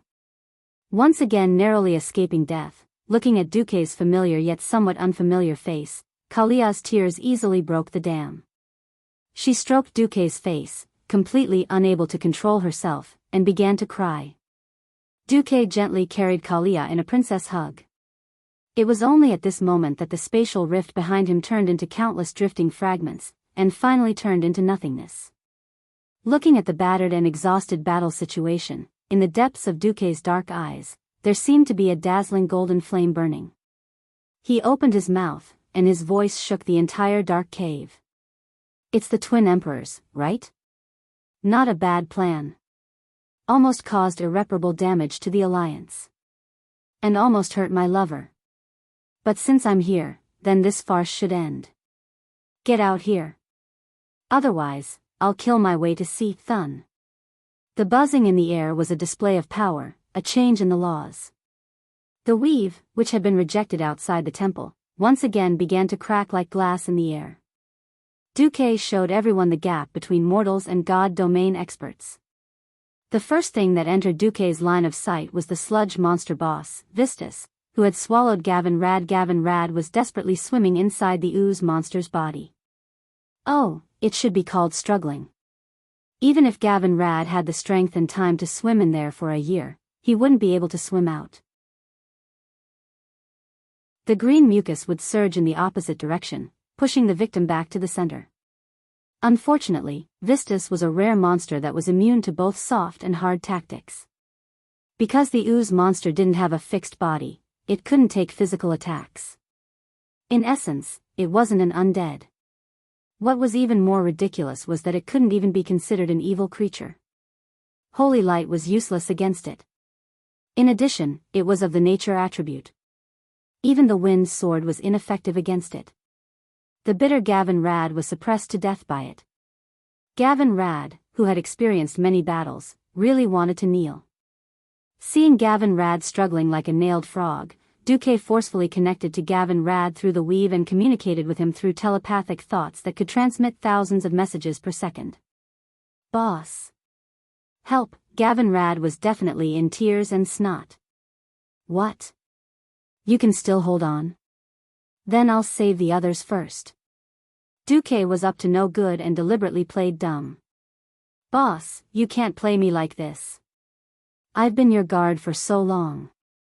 Even if I don't have any credit, I've worked hard. Back then, you were flirting with girls in the room, and I was sitting outside, drinking and drinking. Gavin Rad's voice was already shocking to the point of tears. Alright, I won't tease you anymore. Thank you for saving my life, boss. To outsiders, the telepathic thoughts communication happened in less than 100th of a second. Everyone only saw Duque holding Kalia in midair and attacking.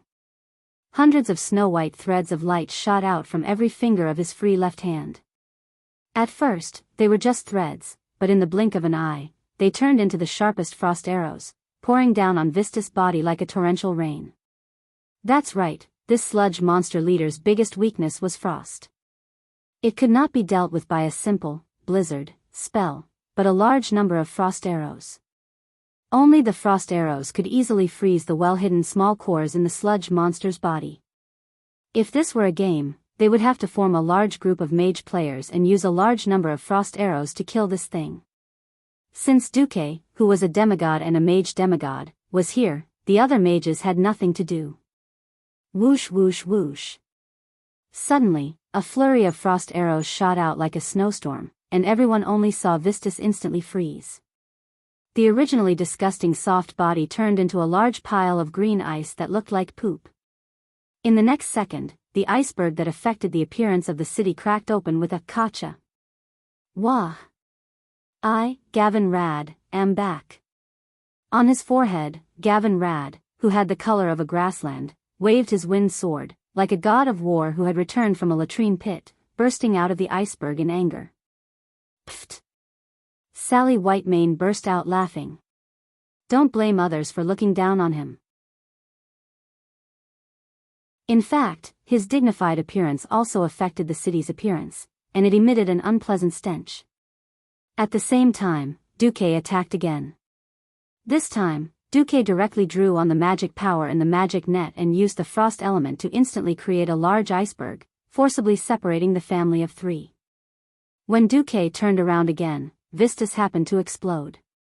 It was like some mischievous little brat throwing 250 kilograms of firecrackers into a latrine pit and then exploding them to his heart's content. Bang! That was awesome. Many girls were already far enough away, but now they were even more respectful. However, after witnessing the changes that happened to Vistus after he exploded, they still felt like vomiting. The huge ooze monster boss suddenly turned into 20 piles.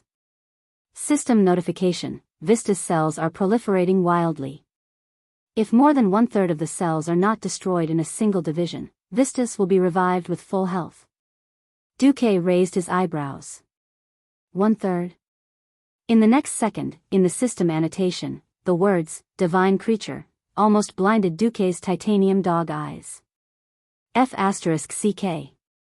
Cursing in his heart, Duque directly attacked.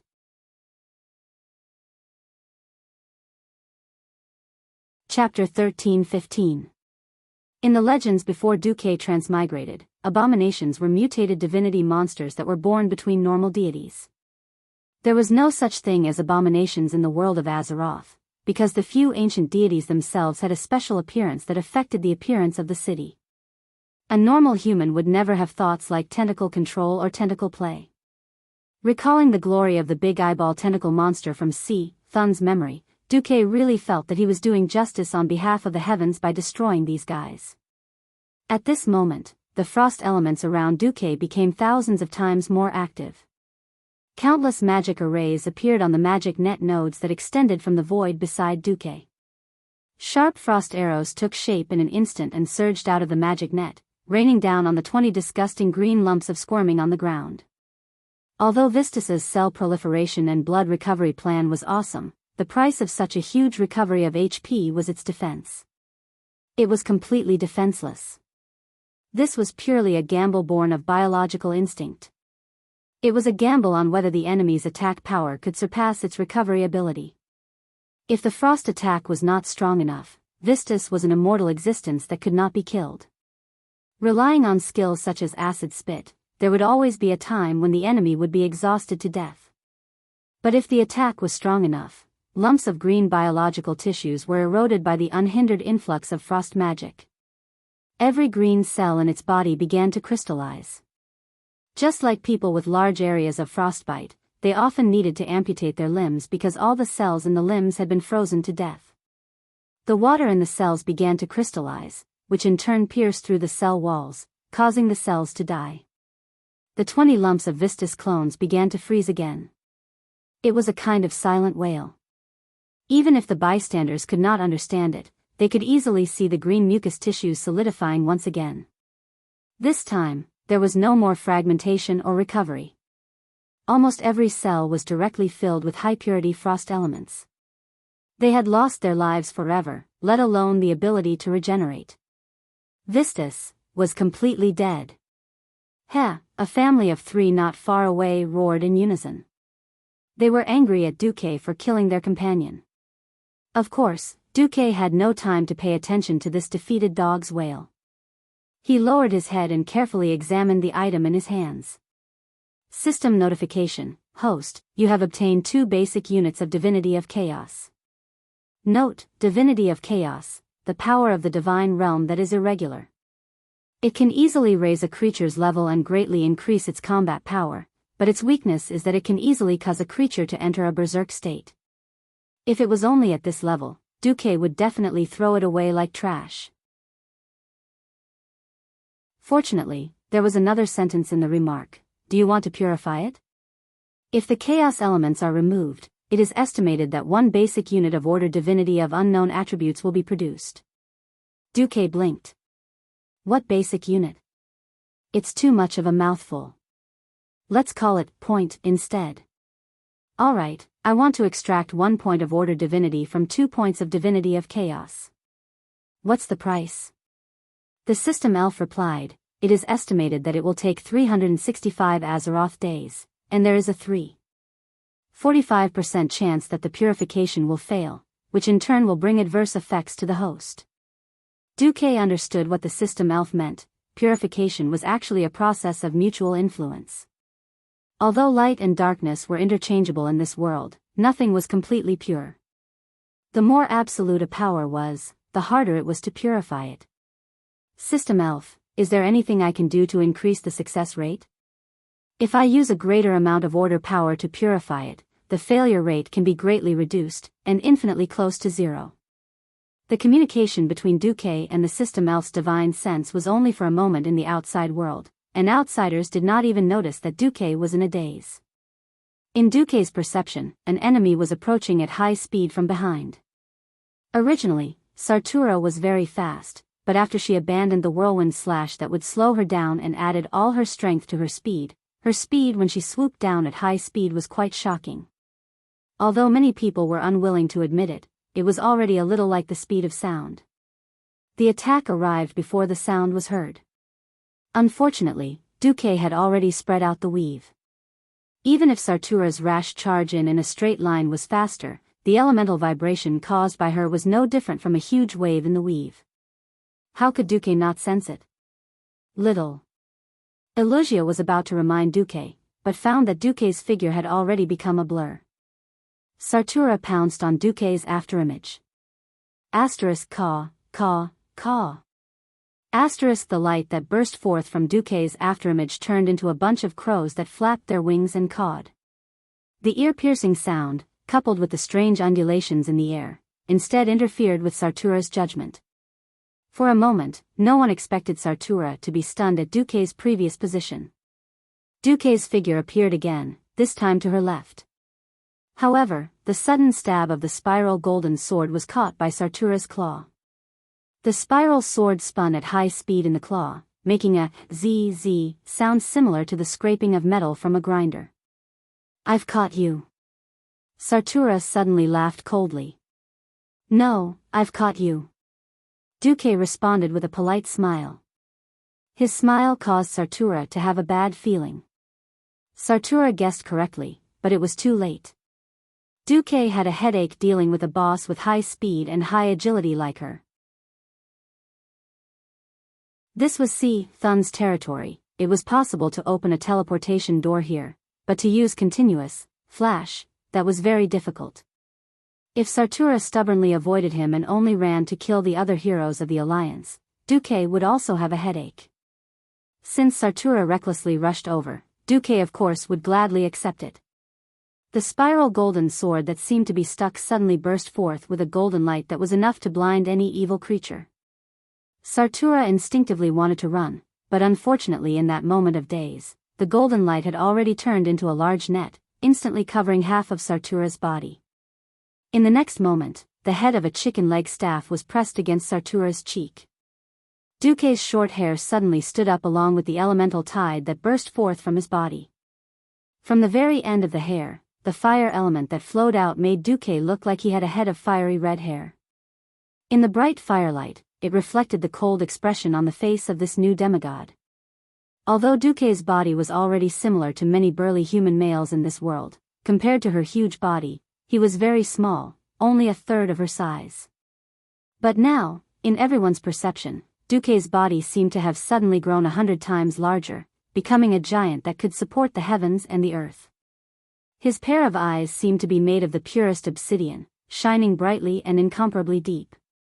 The terrifying power that surged like a sea of fire formed a very dazzling ball of light, making the fire element gather crazily on the head of the staff at an extremely fast speed that bystanders could not imagine.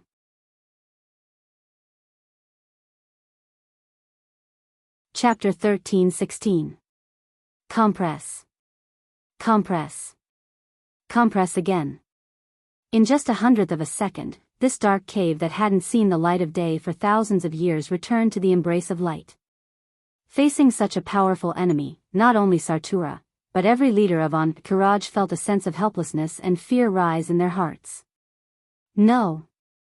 Sartura screamed shrilly and then did something that no one expected. She suddenly flashed, and no one knew how she did it, but in order to escape, she actually cut off her arm that was sealed by Duque.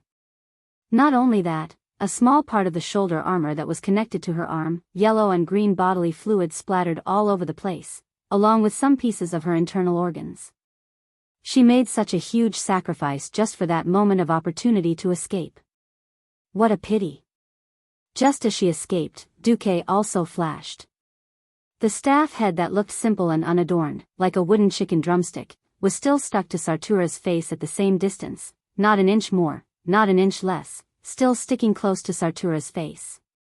Not bad courage, too bad there's no reward.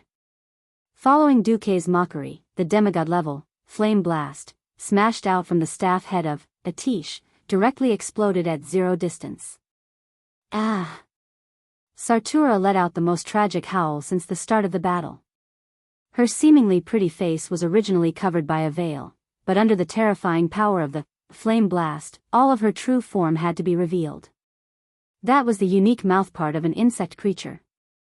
The 2 cockroach leg-like antennae were instantly blasted in half, and half of its face instantly caved in. Its twisted neck couldn't help but have a large area of scorch marks appear on it. If it was just a simple flame blast, it wouldn't be able to take her life. In the next moment, only the people with the most powerful eyesight could see that the flames that should have exploded in all directions gathered again under the control of Duque's astonishing elemental control. 2 consecutive attacks. It wasn't as simple as duplicating the attack twice, but rather gathering the scattered elements once again and launching another destructive attack in an extremely short amount of time on the opponents already injured and starting to be damaged. Perhaps, in the eyes of those with poor eyesight, Duque instantly killed Sartura. Only those who saw this scene clearly would feel the shock of looking up to a great mountain. Bang! A loud sound rang out. The flames spread wantonly in the sky. Sartura's scorched black half-body fell heavily into the yellow sand at the bottom of the dark cave. This is the third one. Prophet Skirim, Vistus, and Sartura. Then, Magni, who had just come out of the portal that Duque had opened for him, muttered to himself. It was only at this moment that the Alliance powerhouses realized that as soon as Duque appeared, he had already killed 3 of Thun's generals. Roar! In the dark sky, the 2 beasts, Onyxia and Princess Huhuran, were fighting fiercely. The shockwaves from the clash of fire and nature elements continuously tortured the already unstable cave walls. The murals on the walls melted in the flames, and the acid that Princess Huhuran spat out splattered everywhere. More rocks collapsed and fell. The Alliance heroes who were fighting with the family of 3 had to constantly pay attention to the top of their heads to avoid being affected by this waterfall of rocks. The 2 larger bugs in the family of 3 easily caused the sand and rocks on the ground to form layers of broken waves, causing the Alliance heroes to be in a sorry state. The rangers with light movements could still make do, but the others had to worry about whether they would fall into those ghastly cracks or be swept into the earthquake-like area. Duque didn't have the time to care about all of this. He didn't even have the time to look at what spoils of war he had gotten from killing Sartura. That was because in the darkness in the distance, 2 humanoid creatures that were 7 to 8 stories tall were charging over. Duque put Kalia down and said to Jaina, "I'll leave this to you." If it was possible, Duque naturally hoped to gather his superior forces to deal with the enemy. For example, he could leisurely take care of all the weaker leaders of the enemy, and then face Thun with a leisurely attitude. Unfortunately, he couldn't. In the battle between the 2 princesses in the sky, Onyxia clearly had the absolute upper hand. If he wanted her to decide the winner immediately, it would be difficult for her own mount. Rushing to decide the winner meant taking risks. Attacking recklessly was never Onyxia's forte. The Black Dragon Princess was better at using careful and continuous attacks to force the opponent into a desperate situation, and then killing them without suffering any injuries. Only when the situation was urgent and there was no other choice would Duque strictly order her to attack fiercely. So at this moment, Duque gave her a reassuring message, "Onyxia, just fight at your own pace." "Thank you, Master." Duque was a demigod, and one whose strength far exceeded hers, a demigod who had the chance to reach the highest position. Compared to being forced to serve a lowly human before, the current Duke made Onyxia feel better about her reputation. Being the mount of a powerful demigod sounded better than being the mount of a human. If not for the fact that they were in a fierce battle, Onyxia would have run over and taken the initiative to ask to tame a dragon. In a higher cave, half of the hero team led by Varian was fighting with the tenacious Fancaris. Obviously, the outcome would not be decided in a short period of time. It seemed that Oro's early death and the fall of Naxxramas had deeply stimulated Thun's side. Other than Oro and Thun, who was guarding the underground palace, all the leaders of Kiraj who could fight were here. The 2 enemies who had come at this moment were naturally the twin emperors, Vecnalas the Great and Vec-Lor the Great. Facing the twin emperors in the temple of Kiraj, whose strength was second only to Thun, only Duque could come personally. Tyrant suddenly thought of something and exclaimed, "Wait. Duque, isn't one of the twin emperors immune to magic?" Duque laughed. If someone else had asked him, he would have definitely replied, "Who do you think I am?" As Duque's lover, Tyrant naturally did not need to refute. There was only a confident smile. In his left hand was the most simple and unadorned divine artifact magic staff, Atish, legendary staff of the Guardian. In his right hand was the sharp divine artifact longsword, Marcus, song of light and darkness, with a peculiar spiral conical shape. Clang! At this moment, the sound of the sword resounded through the 9 heavens. The spiral sword in Duque's hands suddenly became dazzling. The entire holy sword seemed to have turned into the purest light, becoming the brightest light in the world. This sword illuminated the entire hell-like underground cave of the temple of Kiraj. At this moment, not only did Duque's whole body burst out with the power of a demigod, but also a surging sword intent. Duque did not say a word. His attitude said everything. "Today, not just a demigod, I will even kill a god for you to see."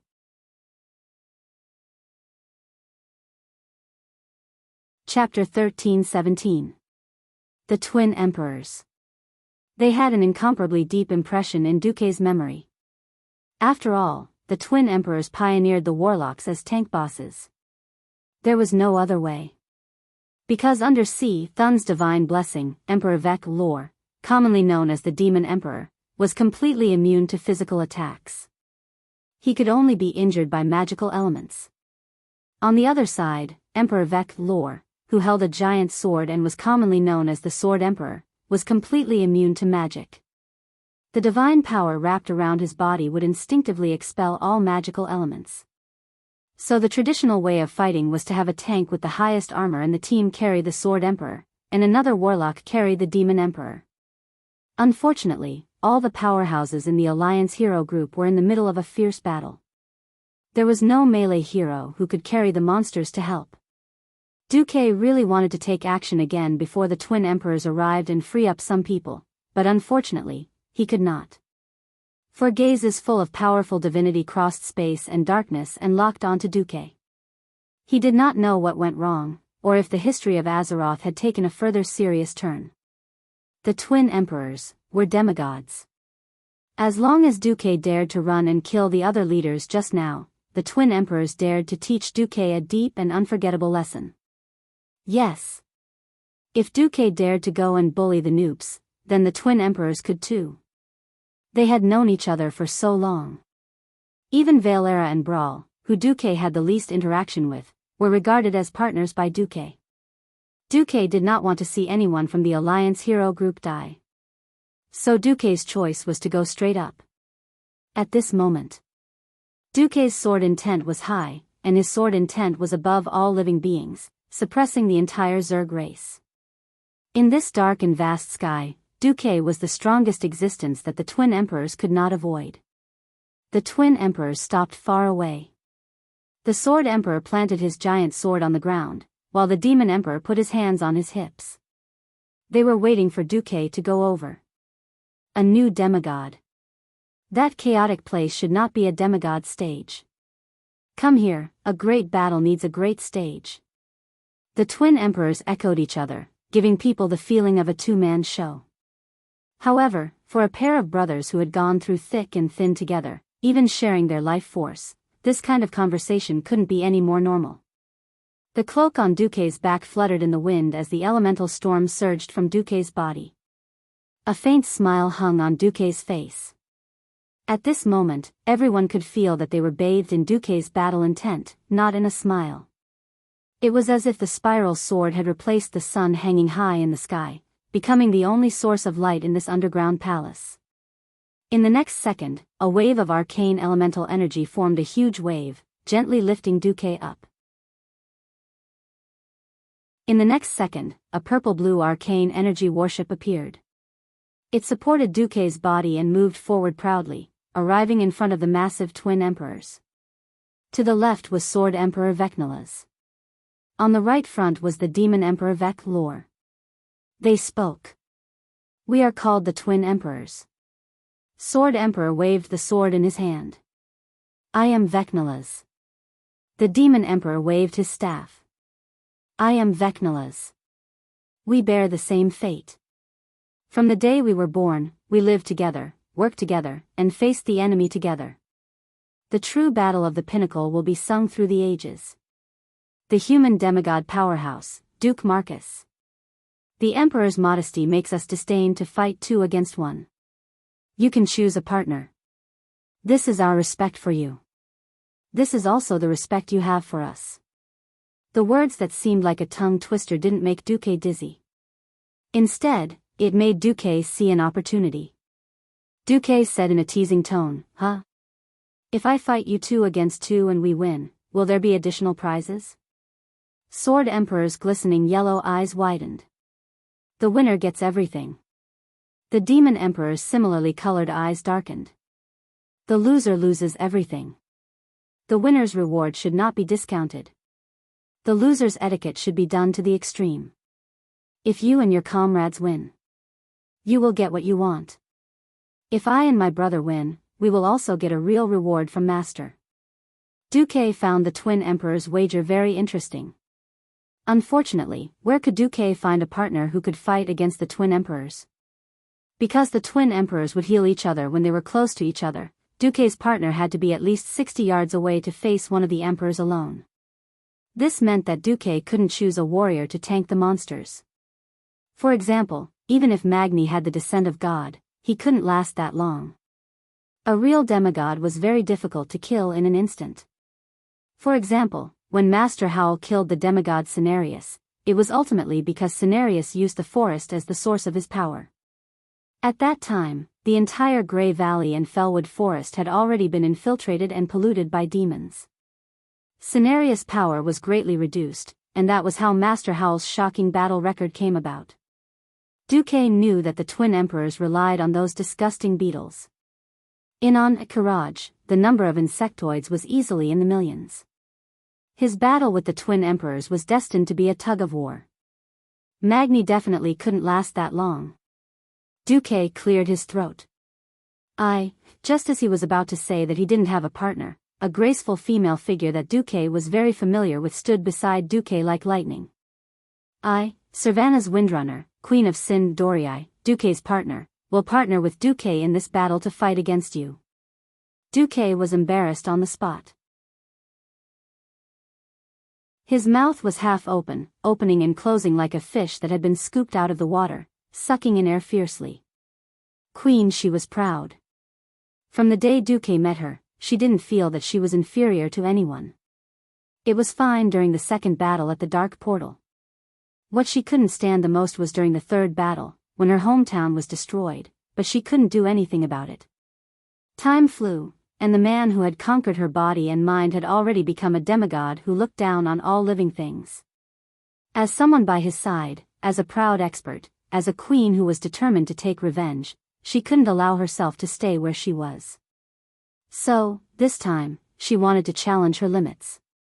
Duque's hands were trembling. Even he couldn't guarantee that he had the strength to look after Queen Shi. He really wanted to say something, but when the words reached his mouth, he couldn't say a single word. Instead, it was Queen Shi who spoke first. What? I'm not the weak Kalia. And I'm not one of those seductive sluts who swayed their lewd bodies to tempt you.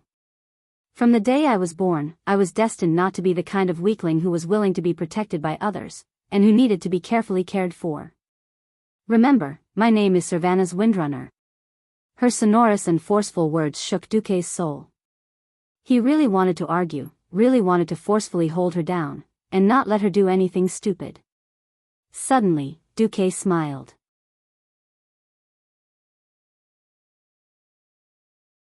Chapter 13:18. Yes. This is the Sylvanus Windrunner I know. Even at the end of his life. Even at the other side of the dead. Servanas who never gave up fighting against fate.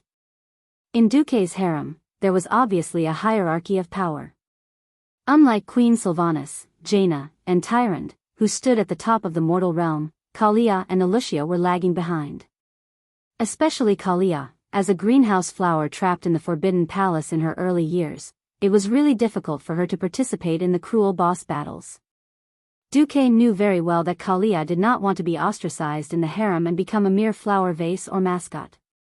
It was for similar reasons that Alucia chose to be the queen and to accompany him in battle. Queen Sylvanas, on the other hand, wanted to become stronger, hoping that she could shoulder the hopes of her fellow elves, hoping to take revenge on the scourge that destroyed her homeland. Stubbornness, resistance, and desire were the greatest motivations for her to become stronger. This was also why she chose to stand beside Duque at this moment, to fight against an enemy that she could not defeat. To be honest, Queen Sylvanas was very uneasy now.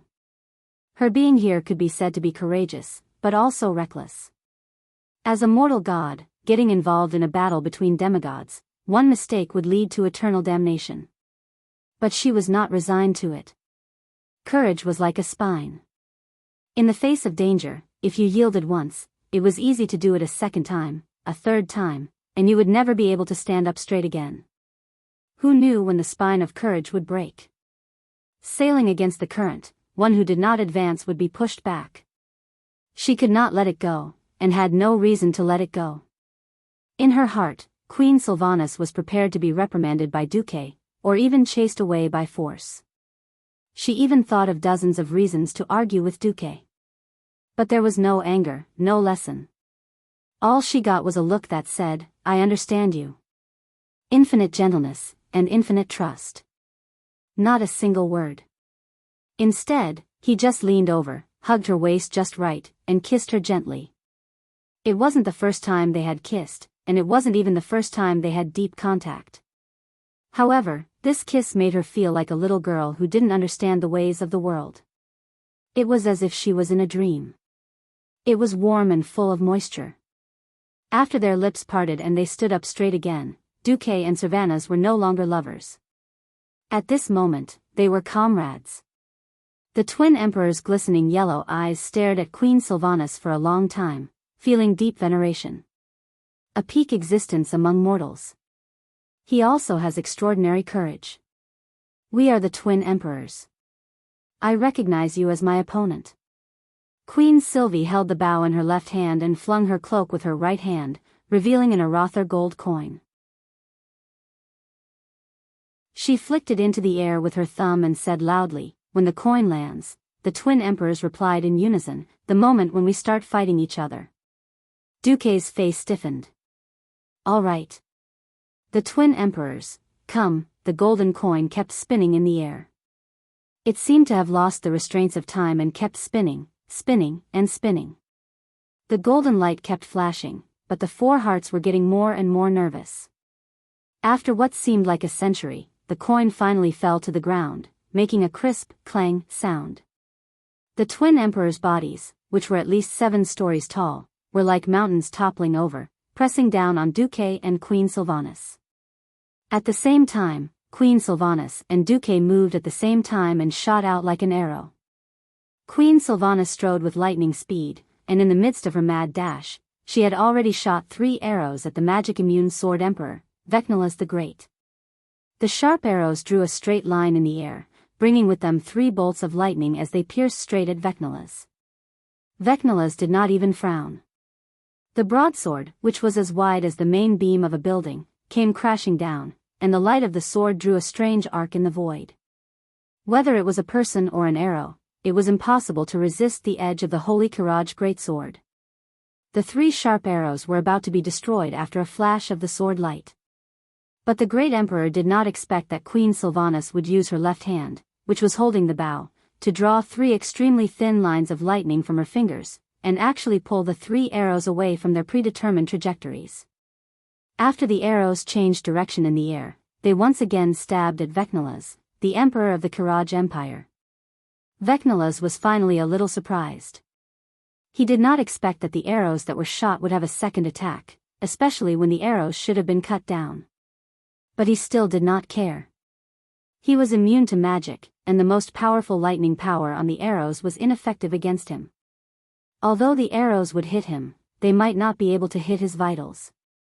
If they hit his armor, it wouldn't matter. Secondly, the arrows were too small and lacked attack power.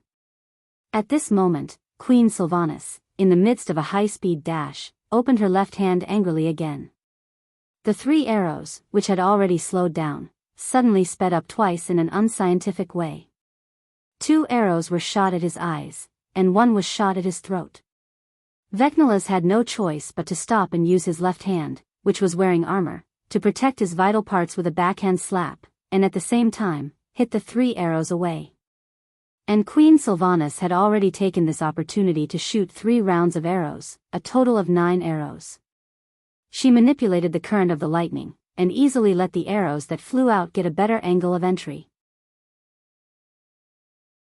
For a moment, the arrows all drew beautiful arcs in the air, and hit the target that she wanted to shoot. Armpits, elbows, knees, ankles. Although these were protected by armor, they were still vulnerable parts with gaps, and were the targets that Queen Sylvanas wanted to hit. Years of fighting against giant-like creatures had made her give up the fantasy of killing with 1 shot. Instead, she used a more practical method, which was to paralyze the opponent as much as possible, or to weaken the opponent's movement. When all 9 arrows hit, and she felt that Vecnolus's movement speed had obviously slowed down, Queen Sylvanas could not help but let out a long sigh of relief. This kind of magical second or even third stage control, Queen Sylvanas only had a success rate of more than 50% in practice. All 9 arrows hit the target. It was almost a stroke of genius, and even she did not think that she could actually succeed. But if she had to use a word to describe her mood at this moment, it was simply, cool. The battle was just the beginning. The next moment, the huge Emperor Keela's sword had already slashed down. Queen Sylvanas made a flexible twisting movement while moving forward at high speed, and narrowly dodged the sword. At the same time, while quickly dodging to the left, she shot another 3 arrows, one of which hit the Emperor's neck, but it was obvious that it was a muscle.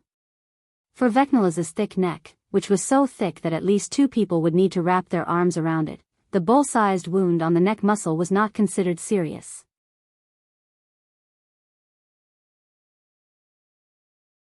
Chapter 13:19. The Emperor suddenly used brute force to change the direction of the giant sword and swept it horizontally. Queen Sylvanas made an extremely exaggerated backward movement, her body above her knees almost parallel to the ground, and narrowly dodged another attack. She then made 3 backflips in a row before stopping the powerful momentum. During the backflips, she shot 9 more arrows. At this time, Duque was fiercely attacking the demon Emperor Vec Lore. In the image transmission of the magic eyes, Duque saw that Queen Sylvanas almost had the carvings at the front of her breastplate cut off by the Sword Emperor's greatsword. Duque's face turned green. Did she really think that there would be one less benefit from now on? Ugh, bah bah bah. Even if Queen Sylvanas became an undead like in history, Duque would still like her. It couldn't be helped that Queen Sylvanas danced on the edge of the sword. Her greatest weapon was evasion. If she didn't appear, then Duque would have to use the mirror reality to pull the Sword Emperor. That was also a very dangerous choice. Since she was here, Duque had to believe in her. That's right, Queen Sylvanas was definitely delicate and weak compared to the 7-story Sword Emperor Vec Lore. She would die if she was hit by a sword. On the other hand, as long as she was focused enough and didn't get hit by a single move, it would be her victory. She alone, of course, would never be able to kill the twin emperors. Note that the lives of the twin emperors were shared. Her bow and arrows couldn't hurt them, but Duque could. After confirming once again that there wouldn't be a second existence besides him that could attract the attention of the demon Emperor Vec Lore, Duque went all out. The thin lines of the elemental laws crisscrossed back and forth. The 2 demigods, with their deepest understanding of elemental magic, performed a gorgeous epic duel. It was a battle of great momentum. Behind Duque, the entire sky was inverted. Countless arcane missiles poured down like a meteor shower, drawing countless dazzling parallel lines and bombarding the demon emperor. Not only that, but the weave was also expanding greedily, like the beating of a heart. Every time it contracted and expanded, the area of the weave could be seen to increase. Every time the area of the weave expanded, the power of the spells blasting out of the weave would increase by 10%. Vec Lore's eyes narrowed. He raised his imperial Courage staff high, and a huge screen of light as black as ink rose behind him, enveloping the entire hall. Shadow energy floated on the screen like grease, emitting an evil and decaying aura. At the same time, he extended his withered left claw and pointed at Duque. Countless black spiritual energy beams shot toward Duque's arcane missiles. The Demon King, Emperor Vec Lore, was also a super expert who was proficient in many types of magic. The arcane magic, wide area magic burst technique, was also one of his specialties. However, after the spellcasters entered the demigod realm, the way they fought would naturally change drastically. Just like how it was impossible to burn Ragnaros to death with fire, Vec Lore similarly could not use arcane magic to kill a demigod whose core was arcane magic, even if it was a newly advanced demigod. With a thought, the countless beetles on the ground began to approach Duque, intentionally or unintentionally. Duque sneered. Self-destructing bug? Can't you be a little more creative? In his previous life, as a player, he obviously did not have the ability to deal with beetles that would constantly respawn and never finish killing. In this life, as a true demigod of Azeroth, he had plenty of ways to deal with the Demon King. As expected, a bug that was originally only the size of a palm suddenly grew rapidly under Vec Lore's infusion of magic. In the blink of an eye, it became a giant the size of a carriage. Bang! The bug exploded. What splashed out was not flames like in history, but extremely corrosive acid. Huh! Duque revealed a playful smile. Duque did not need to do anything. In the weave, dozens of burly figures wrapped in raging flames rushed out. Fire demon guards. Manager Majordomo Executus thugs and meat shields. Now that Majordomo Executus had become Duque's elemental emissary and was in charge of managing the weave, his underlings naturally became part of the weave. In the molten core, the fire demon guards were more like pure, strong warriors, but here, they were more like balrogs from the scorching hell. However, their skin was still crimson, not golden red like the balrogs. They were also covered in blazing flames, looking quite formidable. To be honest, Duque did not have much hope in the combat power of these fire demon guards. Since the Demon King was harassing him with cannon fodder, he could not focus on dealing with them. All the command was handed over to Majordomo Executus, who had integrated with the weave. However, after the fire demon guards became purer elemental creatures, they were really powerful. They could actually drive all the bugs, big or small, out of a radius of 30 meters around Duque. Humph. Vec Lore looked unhappy. Suddenly, those big beetles were no longer simple self-destructing bugs. They became the size of rhinoceroses, and their bodies emitted pink crystal light. Dozens of crystal beetles rushed up and fought evenly with the fire demon guards. Oh! With a thought from Duque, a modified version of the fire elemental jumped out of the illusory weave. On the surface, this was a fire elemental bathed in fire. However, there was a huge change in body shape. It was the Balrog from the Lord of the Rings world, where the white sword Saint Gandalf was. With the appearance of a demon, the Balrog was good at using whips and beheading swords. Roar! This Balrog, which did not exist in the world of Azeroth, stabbed the flaming sword in its right hand into the ground as soon as it appeared. With this action, brilliant flames suddenly rose from the void, followed by magma pouring out of the void on the spot. 1, 2. Many golden rivers hung upside down in the void, lighting up the entire Twin Emperor's Hall. Spreading along the golden beam of light, even the ground began to turn into a state of melting magma. Every crystal beetle that was touched immediately emitted a zzz sound, which made one's hair stand on end when they heard it. The defenses of these crystal beetles that were specialized by Vecler were extremely frightening. A single pillar of lava fire couldn't even melt their outer shells, but as 2, 3, and even more pillars of lava fire condensed into lava spears, the high temperature and sharpness combined into one body, the only outcome for these sturdy monsters was to shriek as they turned into a pile of charcoal. The golden light of the fire illuminated the face of Emperor Vec Lore. He finally realized how difficult it was to deal with the newly promoted demigod standing in front of him. In terms of the total amount and quality of magic, Duque was not inferior to him, a veteran demigod. In terms of multicasting and the strength of his generals, he was also superior. In Duque's weave, more kinds of attack magic began to emerge, breaking through the obstruction of the shadow arrow rain and hitting the magic shield of the Demon Emperor.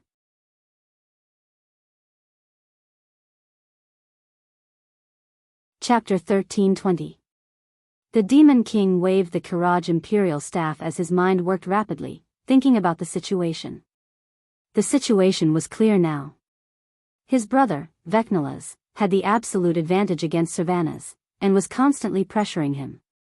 On the other side, in the elemental domain, he was severely restricted by Duque, who specialized in 3 elements and had decent strength in the other 3. If this continued, it was only a matter of time before he was defeated. The current situation was a bit like an Ouroboros.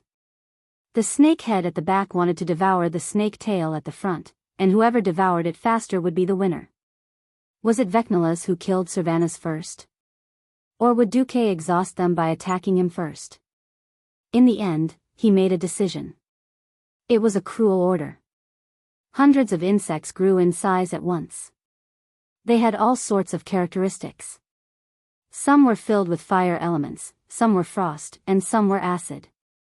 These insects ignored the attacks of the fire demon guards and Balrogs, and charged at Duque, who was standing in the air on an arcane throne of energy. Unexpectedly, even though the formation had been penetrated, not a single fire demon guard left the front line. They even ignored the pursuit and continued to attack the beetles within their attack range. In the weave, a new elemental creation appeared. This time, it was a giant surrounded by thunder and lightning. In the name of Thaddeus, I declare that no existence can surpass me and attack my master.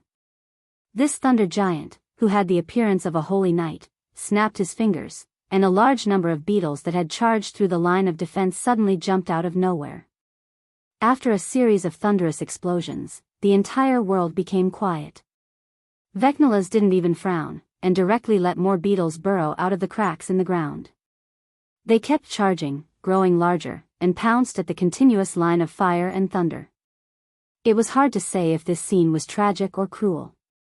These creatures, born in the darkness and raised as weapons, were like moths at this moment, rushing wave after wave towards the impenetrable line of defense. Their lives seemed cheap and pitiful. But as long as they could successfully obstruct Duque's casting for a moment, in the eyes of the twin emperors, their lives had meaning. Vecnalas began to cast a spell. It was a spell completely different from attack magic. Teleportation. If there were no accidents, the twin emperors would immediately swap the two brothers.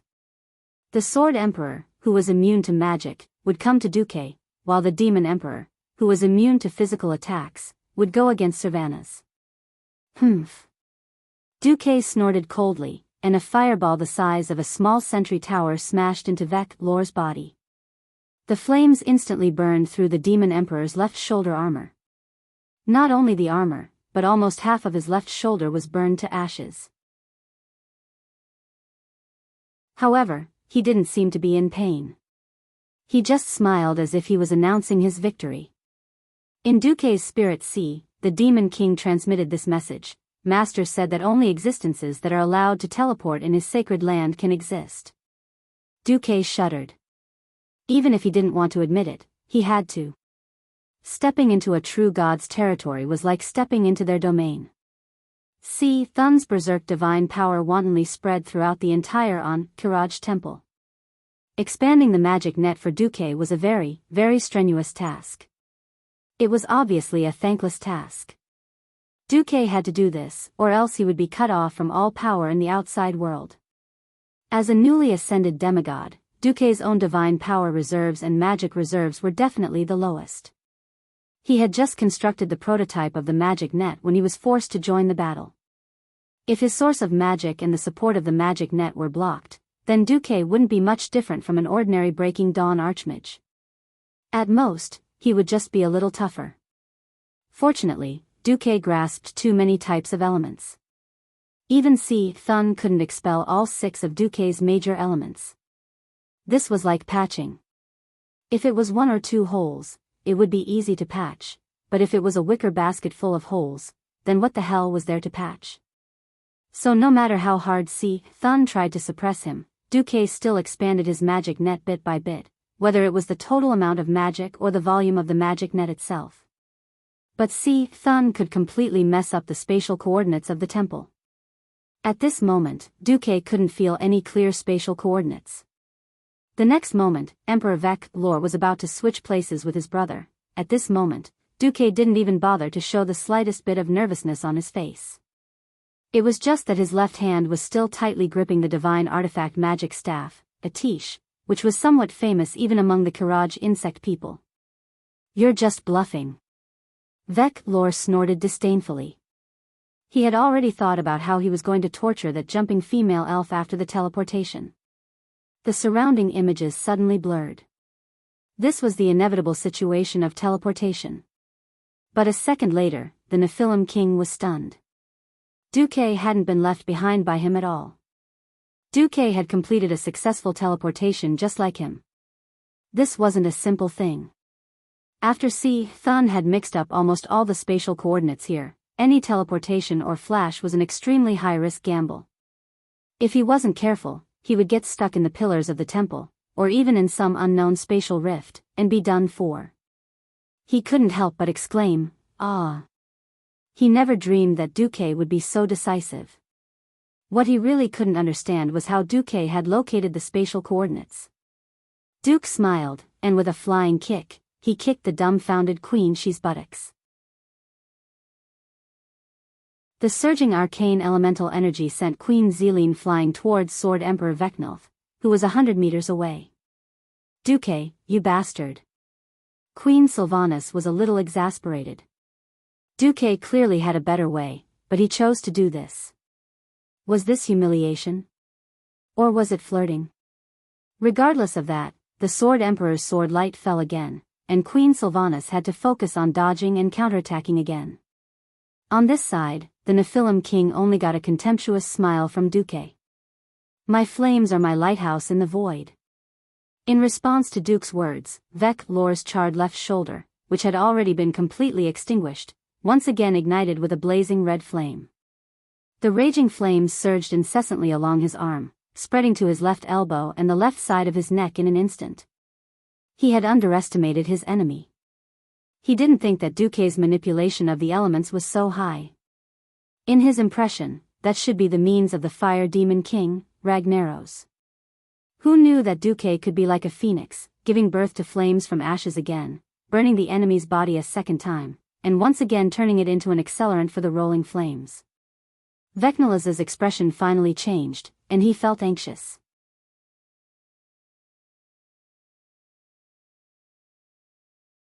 Chapter 13:21. They were both demigods, but the gap was so huge. Duque was clearly just a newly minted demigod, but his proficiency in using power was above him. Although their domains were different, and strictly speaking, Duque was a demigod mage for humans and elves, while Vec Lor was a demigod mage for the Karaj insect people. There should not be such a gap. Vec Lor could not help but look at the seemingly inconspicuous wooden staff in Duque's hand. An extremely rare space-type magic staff. For a new demigod to have such wealth, even Vec Lor was secretly envious of him. "Fine. After I kill you, your staff will be my spoils of war." The Karaj insect people were the model race of the strong preying on the weak. At this moment, Vec Lor looked at Duque with a bit more greed and jealousy. Humph. Vec Lor exploded all the shadow elements he had accumulated in one breath, and the dark shadow elements easily extinguished the flames on his body. "Yo. What? Want to call your brother over?" Duque teased the Demon King. "We don't need both of us to deal with you." Vec Lor's face turned cold. To be honest, the twin emperors attacking together was a bit troublesome. They would heal themselves at every turn, and Duque was not sure if he could successfully use counterspell on the twin emperors. Duque had his own confidence. Glancing at the needle on the gadget in his hand, Duque laughed in his heart, and began to focus most of his attention on Queen Sylvanas. Queen Sylvanas worked very hard. It was rare that after fighting for so long, her rhythm was not messed up at all. Every time he dodged, it was just right. He didn't spend too much energy, and every time he dodged, even if it was just 1 millimeter. She would never let herself be in the dangerous splash range. At the same time, she would never let herself expend too much energy. This kind of exquisite, almost scalpel-level movements could only be done by someone who used her agility to the extreme. Among the 4 Windrunner sisters, if there was one who had the best chance of breaking through to the level of demigod, it would definitely be Sylvanas. Lilith's talent was too poor, reaching the hero domain was already her limit. Sasha was very talented, but it was a pity that she was too kind. In terms of talent, Aurelia was on the same level as Queen Sylvia. The problem was that she often considered too much when faced with problems. She cared too much about the big picture, and this weakness limited her on the path of battle. Only Sylvanas, with her unyielding spirit, successfully acted out what it meant to be a rebel of fate. He was unwilling to be left behind. She was not willing to be a good wife and mother. She was not willing to be a country's mascot, a vase in a duke's mansion. It was because of so much unwillingness that she became who she was now. In order to break through to the demigod realm, other than Duque, who had the help of the system elf to cheat, or Mediv, who was a freak with extraordinary talents, the best whetstone was to fight a real demigod in a battle of life and death. Although it was dangerous, under such circumstances, breaking through was the fastest and most likely. Now it seemed that Queen She had done a good job. But Vekler wasn't good. His magic was suppressed by Duque, and this was when Duque was clearly distracted. Logically speaking, any distraction or carelessness during a battle with Pharaoh would be fatal. This was because it could affect the elemental guidance or the arrangement of incantations, and could even destroy a forbidden spell, blowing himself up before killing the enemy. But Duque was a weirdo. With his mind on his sister, his left hand held a tish and continued to guide the elemental guidance, while his right hand made the casting gestures without the slightest bit of confusion. Even more shamelessly, he pulled out more things from the magic net. A replica of the curator, made entirely of arcane elements, appeared. With the earth as armor and pure arcane energy as his body, this curator used a continuous rain of arcane missiles to clear a large wave of beetles as soon as he appeared. It wasn't just him. There was also a smaller frost dragon made of the purest frost elements. It appeared out of thin air, facing the Demon King's shadow arrow rain head-on, and opened its mouth to spit out an ultra-pure frost dragon breath. The benefits of Duque's split control were vividly displayed at this moment. As long as he could still connect to the magic net, the 6 elemental emissaries could command various elemental creatures from a safe place to attack Duque's enemies through the magic net. On the contrary, the Demon King Vekler could only rely on himself. Damn! After a furious roar, the Demon King changed tactics. Those large-sized beetles no longer blindly rushed to their deaths. More and more beetles began to climb onto his huge, but seemingly skinny body. Duque narrowed his eyes. There was an indescribable feeling in them. As expected, a change had come. Although he didn't know how they got their human forms, Duque could be sure that, at least in this world of Azeroth, the twin emperors were the emperors of the Kiraji insect people empire. The emperor of the insects, of course, wouldn't be human. So the twin emperors were also insects. All the little insects not only worshipped their emperors, but were also willing to give up their lives. The insects that turned pink were crystallized. They greatly increased the hardness of their bodies. The ones that turned white were ice elemental, yellow were fire elemental, and violet were arcane elemental. Duque had never imagined that Vekler could use such a miraculous method to forcefully increase his physical defense and elemental absorption ability. Originally, in terms of communication with the elemental realm, Duque was far ahead of Vekler. Now, the Demon King had obviously pulled this gap to a point where it wasn't too great. As a price, Vekler's body was already huge enough. After thousands of insects climbed up, his body grew even taller, becoming as tall as a 10-story building. Queen Sylvanas naturally noticed the changes here. She only glanced over, and her whole body quivered. That's right. Thousands of wriggling insects were climbing up, even biting and devouring each other. This scene, this sound, was challenging the limits of a woman's senses. Queen Sylvanas didn't have the luxury to pay attention to the Demon King, and she firmly believed that Duque could handle it better than her. On the other side, looking at Vekler, the Demon King, turning himself into a fortress-like existence, Duque was a little dumbfounded. Bastard. You're forcing me to use my ultimate move. I originally wanted to leave it for your master. Duque seemed to say this without rhyme or reason. At first, the Demon King was very nervous. Who knew that a minute had passed, 2 minutes had passed, 5 minutes had passed. Even after the Gemini swapped positions 10 times, nothing happened. Duque took advantage of his elemental purity and continued to attack like a tidal wave, killing Vekler's insects wave after wave. However, Vekler used the insects' lives to fill in the gaps, using insect lives to buy time, and fighting evenly with Duque.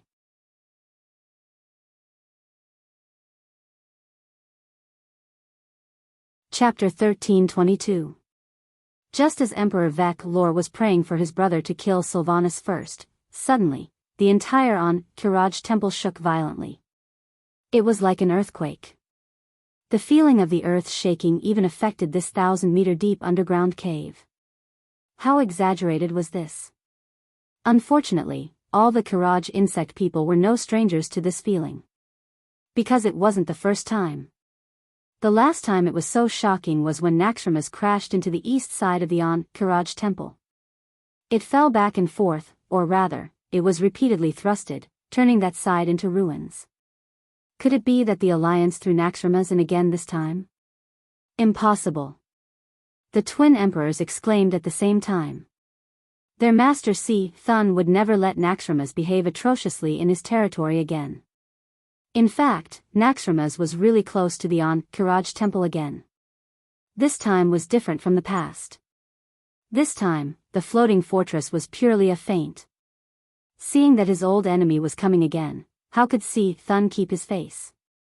Without saying a word, he first used a moving death ray. Different from the time of Kel Thuzad, under Duke's orders, the dwarven craftsman carried out emergency modifications to Naxxramas. The biggest difference was the addition of a set of 12 large screw engines. Although this thing didn't have much effect on accelerating the entire fortress, at a critical moment, a difference of 1 meter was the difference between life and death. Moreover, the main control system of the fortress was linked to the magic net. After the warning system detected the high-energy reaction rising from the Karaj temple in advance, Duke directly calculated the shooting range of Thun's light cannon and let the fortress evade in advance. Just like this, Naxxramas narrowly avoided Thun's ultimate move. And the feint attack was to cover for another star fall. He didn't believe that Thun could fire such a terrifying light cannon continuously. Under Duke's instigation, the dragons brought down another abandoned giant ship of the Burning Legion as a meteorite. In the dark starry sky, a red line of fire stabbed down diagonally. The clouds were boiling like porridge. From afar, it looked like a huge marshmallow cloud. Suddenly, a red dot appeared in the middle, like a stone falling into water, rippling on the clouds. Then, the clouds were dyed fiery red. The next moment, under Tyron's guidance, the fiery red warship fell to the ground. It accurately hit the place where the entrance of the Karaj shrine should have been. If the first collapse that trapped the Alliance hero group was deliberately done by the twin emperors, then the bombing this time was Duke taking advantage of the situation. The opening, which was not very big in the first place, was forcibly torn open in the direction of the palace where the twin emperors were. The earth was collapsing, and the hard rocks were easily torn apart. Countless rocks fell from the shocking crack at the entrance of the temple, once again setting off a terrifying man-made earthquake. After the violent collapse, Lor suddenly discovered that he could see the sky. Originally, the entire palace was a typical underground cave. Now that the entire dome had collapsed, they could naturally see the sky. At this moment, Lor, who was observing the skies, saw a resplendent golden light shine in the skies above. Normally, if it wasn't noon, there wouldn't be any sunlight that could reach the bottom of the deep cave. This light was obviously man-made.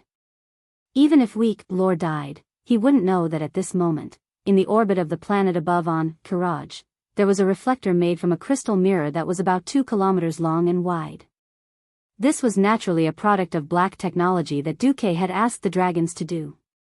Sunlight itself didn't have any direct destructive power, but with the help of Alonso's Fail's magic net and the processing of forbidden spells, sunlight had become the most terrifying weapon of mass destruction. An incomparably thick golden pillar of light descended from above the clouds, piercing through the entire world.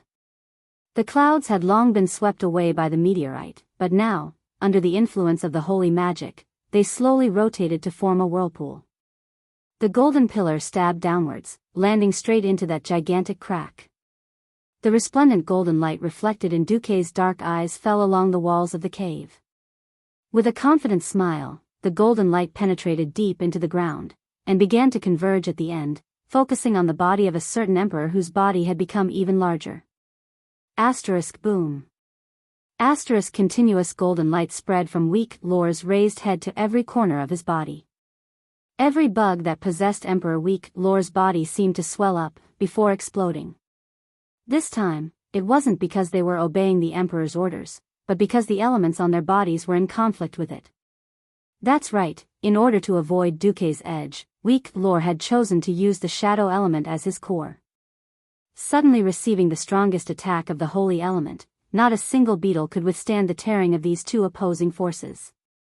Flesh and blood flew everywhere, and more tentacles, mouthparts, shells, and thorny limbs exploded into the air. As the golden light spread further, it was like a sharp knife cutting open a wrapping paper. Immediately, the true body of the demon emperor weak lore was revealed to Duque and Queen Sylvanas. The once arrogant and skinny weak lore had lost his humanoid appearance. What appeared before Duque was an extremely ugly, twisted bug. Overall, he looked a little like a silkworm, with countless sharp, thin, and stubby little legs. But a closer look would reveal that each of his legs was a beetle's mouthpart, and each spot on his body was a living beetle's eyeball. Emperor Weak Lore was more like a monster made of countless bugs intertwining with each other.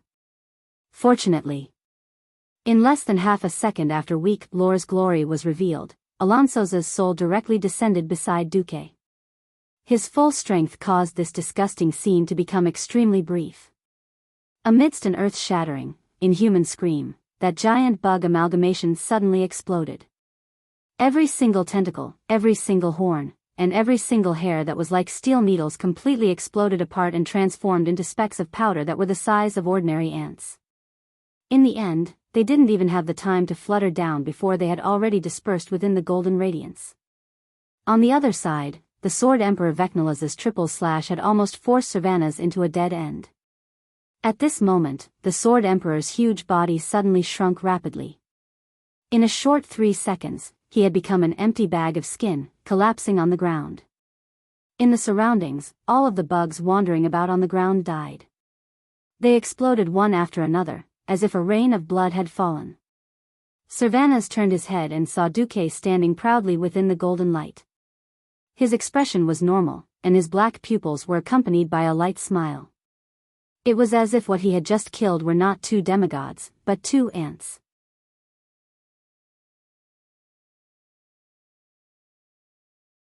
Chapter 13:23. He died just like that? Queen Sylvanas' face was still frozen in disbelief. Did we win? Duque smiled as he walked over and hooked Queen Sylvanas' little nose. In order to fight against my elemental advantage, Vec Lore almost changed the attributes of his entire body to shadow. He was gambling on the fact that there was no strong direct sunlight in this dark underground palace. Obviously, he bet on the wrong bet.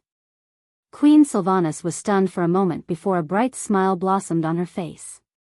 You master tacticians are all despicable. Duque was speechless. In history, Queen Sylvanas was a ruthless person who had no choice but to max out her talent in scheming. It was fine to be mocked by anyone but Queen Sylvanas. Duque was a little displeased. Wasn't this the same as a certain master tactician mocking others? You guys are all dirty. I'm not going to take the blame for this. Alright. I'm just a little regretful. My great hero, you can't be so petty. As she spoke, 2 fair arms had already wrapped around him. On her perfect smiling face, her long and curly eyelashes had already drooped. With such benefits, all of Duque's complaints disappeared. He decisively went up to taste Queen Sylvanas' little tongue. After an unknown period of time, the 2 of them were awakened by the sound of footsteps from afar. Humph. You guys are having fun. There were still beads of sweat on Aurelia's temples as she rushed over. Evidently, she had rushed over after fighting the family of 3. Of course, as the eldest sister of the Fengxing family, she would only pretend to be angry when she saw this scene. Behind Aurelia were the other members of the hero team. No one would blame Duque for not coming over to help after the fight. Duque had already fought the strongest enemy. If they couldn't even deal with an ordinary leader, they wouldn't be qualified to stay in the hero team. The battle on William's side was the last to end, and it was rather pathetic. Many of them had sustained injuries that were neither light nor heavy. What made him feel even worse was that Onyxia had actually run over to ask if he needed help after getting rid of Princess Huhuran. On the surface, she seemed to be well-intentioned, but from the tone of the Princess of the Black Dragon's teasing tone, it was clear that she would help as long as William asked. However, it was unknown if she would say something behind his back. William didn't reply immediately. Instead, he asked about everyone's situation. When he found out that his group was the last to fight, he made an interesting choice. He wanted Onyxia to hold the line, but he wanted the members in the cave to rely on their own strength to finish off the tenacious Fancaris. Looking at the battered William and the rest walking towards him, Duque nodded slightly. William took the initiative and said, "I'm sorry, it seems like I made the wrong choice. Because of my decision, the Alliance's hero team was nearly wiped out." Duque shook his head. "No, there is no right choice in this world. The so-called correctness was just a theory of results. In that chaotic situation, since Magni wasn't around, and you took over the command and made the choice, you are a qualified leader. Actually, I'm quite curious. Why didn't you accept Onyxia's help just now?" William had a strange expression on his face. If the situation was dire, I would, even if she was said to be a sinister black dragon who would betray us at any time. TSK. Onyxia snorted coldly behind Duque. If it was her master or someone else, I wouldn't be at ease with her. Since it was Uncle Duque, the savior of Stormwind, I definitely approve of your decision. Moreover, the situation was already stable at that time, so I would rather let everyone have a better experience. A wise choice, Duque praised sincerely. You're starting to become an outstanding leader. William nodded humbly. Thank you, Uncle Duque. Actually, I would like to consult you, who is known as the greatest strategist in the history of the Alliance. What's a better way to break the other party's conspiracy? As an elder, Duque explained to William in detail, when the other party has obviously set up a trap, as a leader, the first thing to do is to make a decisive decision. Being overcautious and not doing anything is the worst. As long as you make a decision, even if it's a wrong decision, it's better than doing nothing and letting the team follow the other party's ideas and let the situation develop. Duque continued, be it strategy or tactics, they are all psychological games. There was no such thing as an absolute mental model. If you have a deeper understanding of the enemy, but the enemy doesn't know anything about you, then you've already won half of the battle. Then, Uncle Duque, why are you always able to use all kinds of exaggerated methods to deal with the enemy? That's because I'm a transmigrator. Cough cough. Duke lectured with a straight face, I have always used strange ideas to defeat my enemies, because I have jumped out of the enemy's way of thinking. At the same time, I have a broader vision than the enemy. That's why I can always win. I've never been the most outstanding one. I'm only a little better than the enemy. I also know that what I lack the most is experience, but since my subjects have high expectations of me, I want to avoid detours as much as possible. Do you have any good ideas or good guidelines? You don't say, there really is. I found this rather interesting book on the art of war in Mediva's library. I'll give it to you today. I hope you can read it and read it thoroughly. With that, the sage-like Dumuk solemnly took out an ancient book that had been specially dyed yellow with soy sauce, washed, and dried. What book is this? William's eyes widened. Under the watchful eyes of Valilla and Brawl, he caressed the cover and slowly opened the first page. He looked at the strange square words and was extremely confused. Oh, I forgot that you don't know any languages other than the common language and Darnassus. For this day, I've prepared my translation for you. Duque took out a newly written translation in the common language. Sun Tzu's Art of War, How to Get More Grandchildren. First, you have to find 100 beauties who are willing to have children with you. Give birth to 1,000 children, and then. Before William could finish reading, Duque snatched the book back at lightning speed. You're mistaken, this is the book.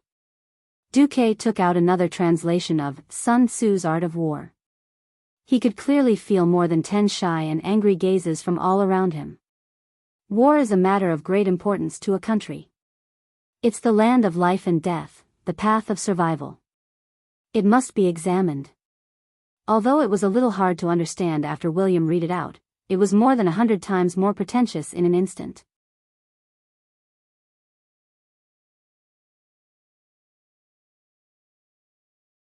Chapter 13:24.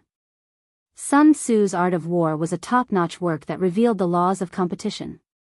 It displayed novel concepts that had never been seen in the world of Azeroth. When a series of profound strategic concepts such as using intelligence to conquer strength, using softness to conquer strength, and winning without fighting were displayed, William was quickly engrossed in it. At the same time, the profound philosophical concepts of using virtue to subdue people and the unity of man and nature made William even more mesmerized. Before Duque traveled to this world, the influence of this masterpiece had far exceeded the borders of the country. Many famous foreign strategists were intoxicated by the broad and profound traditional strategic culture of China. Not only did this masterpiece transcend national boundaries, but it also transcended time and space. As British Air Marshal John Slessor said in China's Military Maxim, what's fascinating about Sun Tzu is how amazingly up-to-date his ideas are. By changing some of the words slightly, his maxim seems to have been written yesterday. This masterpiece was no longer simply a work of war. It had become a must-read for leaders in the fields of politics, economics, and diplomacy. Sun Tzu's ideas were not only widely used in the modern military field, but also in politics, economics, diplomacy, and sports. For such a godly book, which had been explained in detail by Duque in the common language, William was almost instantly sure that this was the legendary Holy Bible. Looking at this Holy Bible, William's slight disappointment from making the wrong choice was immediately swept away. His eyes contained a brighter light than before, as if there was a raging flame burning in them. Unknowingly, Magni had also come over, and even the other kings had come over to watch. It was only when Duque slapped William and Magni's shoulders that they snapped out of it. All right. See, Thun is not dead yet. Let's retreat first. If it was in the past, William would have asked Duque why they didn't just kill him in one go. However, the concepts of retreating in order to advance that he had just seen had strongly stimulated William's thoughts.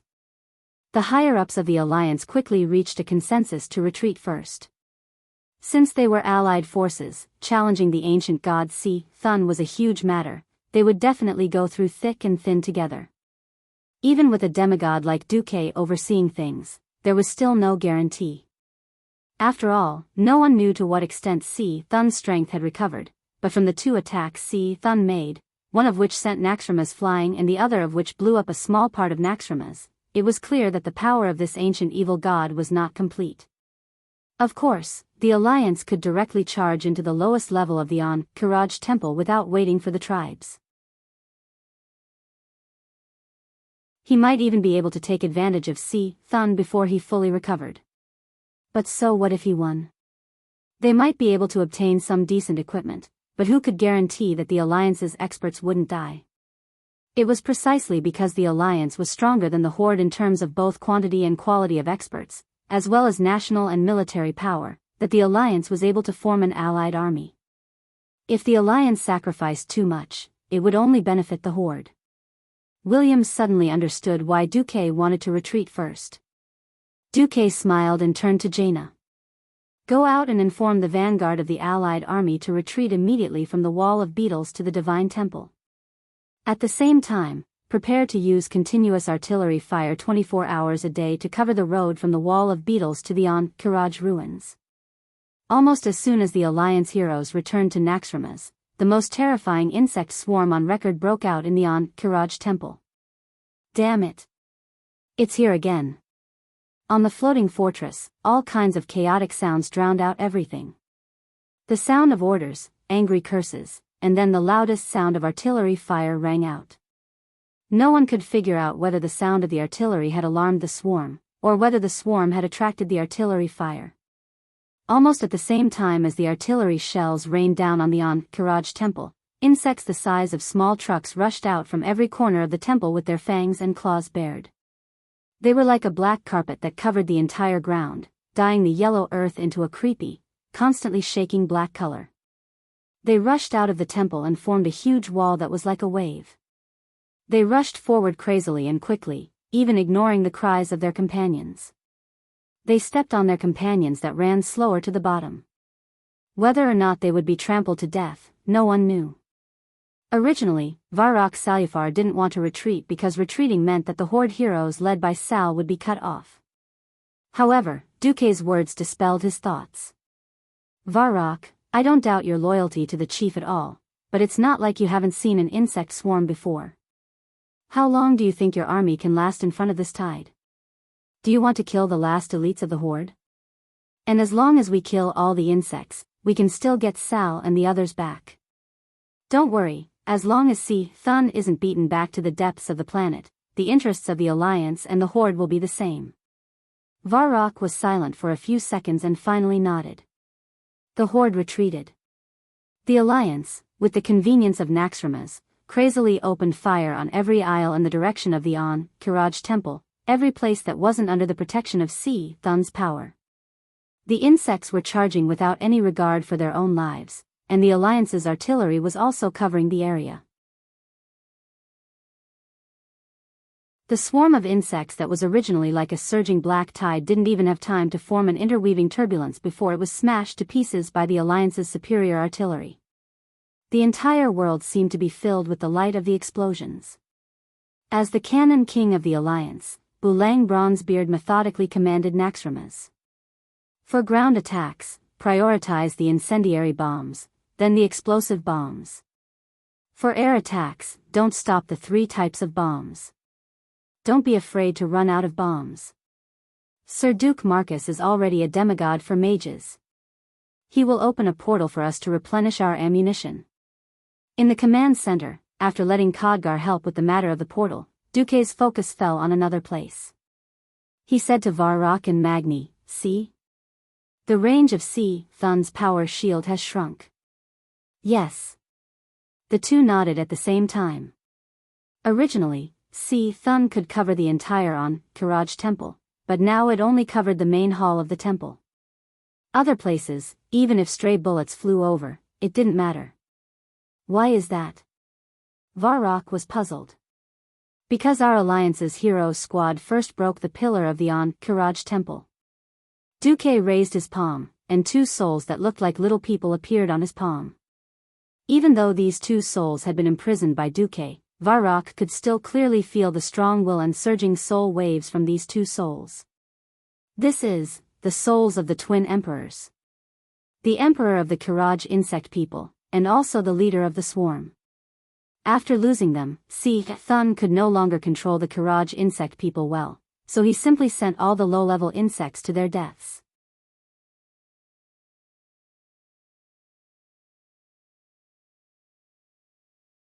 Chapter 1325. To be honest, even Duque wasn't sure if the Kiraj insect people were Thun's biological sons. After all, in terms of race, they wouldn't even be able to pee in the same pot. The most common explanation was that when the Titans discovered Azeroth, the entire surface of the planet was about to be corrupted by the 4 ancient gods. The Titans were furious. After the boss of the Pantheon, Amon-Thel, personally destroyed the most powerful Yashaji, the Titans discovered that the ancient gods had already corroded the planet deeply. Killing the ancient gods would cause great damage to Azeroth. For the sake of Azeroth, a powerful Titan in the future, they created guardians and sent them to seal the ancient gods in Azeroth. However, these ancient gods didn't obediently give in. They were still hatching plans in the underground of Azeroth, ready to rule the world again at any time. Thun was defeated and sealed in a battle in Silithus. However, with the loss and confusion of the Guardian Liden, as well as the earth-shattering explosion and impact of the Well of Eternity, the Guardian's seal gradually weakened. He reappeared as the mastermind behind the Kiraj insect people. However, in all historical documents, only the Kiraj insect people were mentioned as Thun's servants. According to Thun's crazy personality, since he wanted to stall for time to recover from his injuries, servants were probably existences that could be abandoned at any time. At this thought, Duque had a new idea. Bulang, when this wave of insects is over, use the 0 cannonball. Okay. Bulang replied. 0 cannonball? William was curious. There are many plants in this world that are more or less poisonous to insects. The most widely used ones are pyrethrum, rhotina, and tobacco. The so-called zero cannonball is to cultivate a large number of these plants, grind them into powder, and then shoot them near the insect nest. As for how effective it is, it will have to be tested to know. Anyway, there are a lot of materials in the Ngoro crater in the east, Duque replied indifferently. It didn't matter if there was no effect. If there was a special effect in the test, it would be worth it. Although Thun didn't care about the insects, the Alliance and the Horde did. Even if they killed Thun, there might be another insect wave, and the whole of Kalimdor would have to kneel. It was not possible to form such a magnificent coalition army every time. As a transmigrator, Duque knew that Azeroth was full of trouble. William nodded heavily. I've learned a lot. After settling the chores, Duque came to the strange little space attached to Naxxramas. This place, which used to be the Frost Dragon's lair and the Temple of Kel Thuzad, had now become the core area of the stronghold. Unlike the main control area, this core area was mainly used to store valuables and serve as a refuge for VIPs. Thanks to the promotion of mold-based house construction, while the logistics force was busy transforming Naxxramas' defense and firepower, Du had the time to recruit a group of Storm City's Mason Brotherhood craftsmen to work on his own. It wasn't an exaggeration to build an exquisite 3-story palace for himself and the other kings in the original Frost Dragon's lair. Duque's own villa was a Duke level 2.5 stories. What was the result? 2.5 stories above and 3 stories below the ground, for a total of 5 stories. In this Duke's mansion, Duque set up a magic array. First, he summoned Khadgar, Alonso's, Thaddeus, and Farina. Then, Vanessa opened the door to welcome the guests. Seeing Alonso's fail, these guests, or helpers, all bowed their heads. Nice to meet you, teacher. Theon and Gavin Rad bowed their heads first, followed by Riadaline and Benedicta's, who were second in line, and then Sally Whitemane. He. I'm no longer a living person, so let's dispense with the customs of the mortal world. Alonso's was quite happy to see that his disciple was still active in the front line of fighting against evil. After some pleasantries, Duque went straight to the point. Since Thun is using all the insects to attack and stall for time, we won't be able to break into the deepest part of the Temple of Kiraj for a while. So, while the enemy is increasing in strength, we have to do something. My suggestion is to find a way to purify and absorb the souls of the twin emperors into the magic net as nodes of the magic net. At the same time, we can see if we can extract the divinity of the twin emperors and plant the seeds of divinity for those who are determined to break into the realm of gods. Hiss. Even though everyone knew that Duque had always been kind, no one really thought that Duque would take out the divinity as a trophy. In everyone's hearts, that was basically the absolute territory of the number one person in the alliance, Duque. And this time, even if Queen Sylvanas didn't participate in the fight against the twin emperors, Duque probably had a 70% to 80% chance of winning. Everyone was moved. Theon was even more respectful. I'm a straightforward person, and I rarely admire anyone. But I want to say, besides my teacher Fail and Wuther, you are the third person I admire. Everyone offered words of praise. Duque waved his hand. Our fate is linked to Azeroth. If this planet is destroyed, Draenor is our role model. Even becoming a demigod is nothing to praise, as long as everyone remembers the saying, with great power comes great responsibility. They were all from the Alliance, so there was no need for formalities. Maybe if Azeroth collapsed, the Alliance could follow the example of the Horde, using the dark portal to roll to a certain planet and launch a desperate invasion. Victory could ensure the continuation of the race, but what about failure? The Horde was the best example. Thinking of this, every Alliance hero felt the same way. Duque continued, I'll skip the pleasantries and ask directly, who wants to plant the seeds of a demigod? This time, I expect to be able to extract 2 seeds. If you have the confidence, please come forward. There is a saying that goes, confidence may not necessarily win, but without confidence, You will definitely lose. Okay, who wants it first? There was such a thing as not passing on responsibility. Queen Sylvanas proudly stepped forward with her long bow on her back. Her long eyebrows were slightly raised, and she placed one hand on her hip. Her aura naturally spread out. The current alliance was said to be the 4 major races, but the dwarves were actually the vassals of the dwarves. Since the humans already had Duque, and the elves had Sylvanas, Magni also stepped forward with the Balrog hammer on his back. Count me in. Originally, William was also quite tempted, but after seeing Magni step forward, William smiled and didn't move. Duque waved his hand and took out the souls of the twin emperors. It wasn't an exaggeration. Different from the little surprise of Prophet Skirim, the 2 demigod souls were Duque's biggest gain since attacking the Temple of Ankh-Karaj.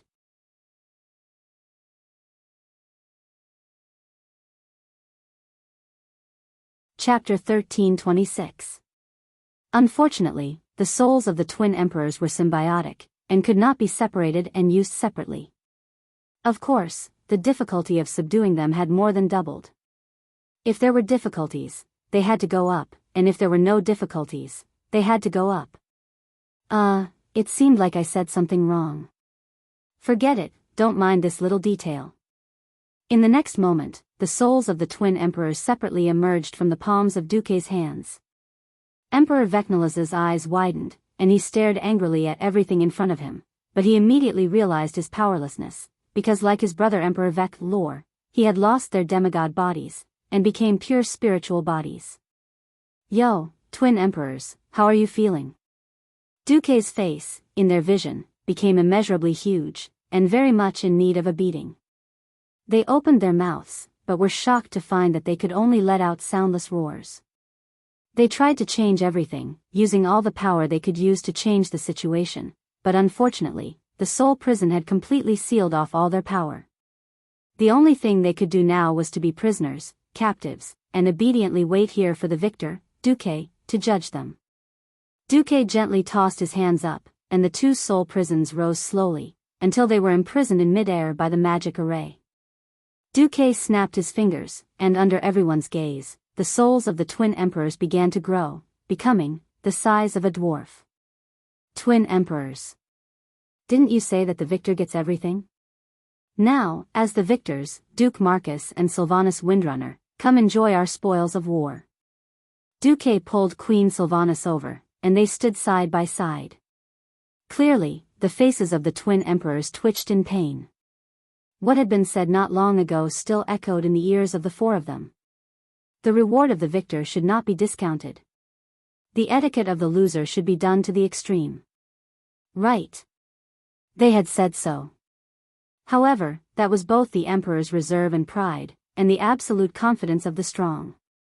True warriors never thought about the consequences of failure, because they never thought that they would fail. Admittedly, they could be as ugly as those captured mortals. For example, slamming the soul barrier in front of him with all his might. But this kind of thing, other than showing their helplessness, they would also lose their demeanor. They would not do it. Because to them, this kind of ugly behavior was even crueler than death. Although the twin emperors had already experienced the pain of their bodies being blown up alive by the most intense holy light in history, that was only the torture of mortal bodies. The real torture was on the soul. They had lost. The 2 brothers had actually lost to a mortal woman and a human demigod who had yet to unleash his full power. He once thought that they were incomparably powerful, second only to Si Thun's power, second only to Si Thun's perfection. They didn't even care about the other ancient gods who were as famous as Si Thun. But now, the cruel reality struck their worldview again and again. Anger. Hatred. Abomination. Even so, even though they gritted their teeth tightly, the twin emperors did not even need to speak. Their minds were connected, and they had already made their decision. The twin emperors echoed each other, "Speak. Winner. What spoils of war do you want?" Duque nodded. "The first thing I want is your divinity. I mean divinity that has been stripped of your will, leaving only the characteristics of combat and magic. the divinity of other gods was not so easy to take. Apart from representing power and energy, divinity also represented the will and characteristics of a god or a demigod. Especially the will. If the will left on the divinity was forcibly dispelled, the result would either be failure, and the will above would backfire, or it would be like Duque dealing with Prophet Skiram before, where the loss was huge, and it would be amazing if there was even one left after 2 points of divinity. If the other took the initiative to remove the divinity, that was another matter. Duque was not worried that the twin emperors would not give in. The biggest difference was not that there was no gain, but how much gain. Yes. The oath of the emperors will not be broken. Having said that, the twin emperors were very straightforward, and directly began to withdraw the will on their divinity. This was not a simple thing. Divinity, as the most important asset of a demigod, was usually eager to inject the largest and most resolute will into it, to prevent it from being seized by the enemy.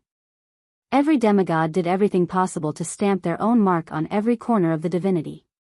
Now to remove the will in their divinity, and in a state where they had lost their divine body and had no support, the difficulty and hardships could be imagined. Duque wanted to provide magical support, but was refused by the stubborn emperor. This process lasted for a full half an hour, during which no one spoke, quietly watching the twin emperors cast the spell. It was finally done. All right. Here. The emperor will fulfill his promise. The twin emperors, echoing each other, gave 2 big gifts. Under the system prompt, Duque clearly saw the label on it: melee non-attribute divinity 3 points, magic divinity 3 points, optional types, arcane, frost, fire, nature. A total of 6 points of divinity, and the twin emperors being so straightforward was also unexpected. Duque first carefully let the system check it, and after confirming that there were no problems, he made the second request. He hoped that the twin emperors would become his elemental emissary. Unexpectedly, it was rejected by the other party with incomparable firmness. No, there is no room for negotiation. Absolutely not. The emperor can lose his empire, can lose his subjects and wealth, and even lose his queen, but the emperor must never kneel to the enemy. Duque's eyes narrowed. Didn't you say that the winner gets everything? The twin emperors were obviously angry, and like a machine gun, they opened the chatterbox. The entire Kiraj insect people empire is the servant of the greatest god, Thun. This is the will that is imprinted in the depths of every insect person's soul, and absolutely cannot be changed. Your request, we can't do it.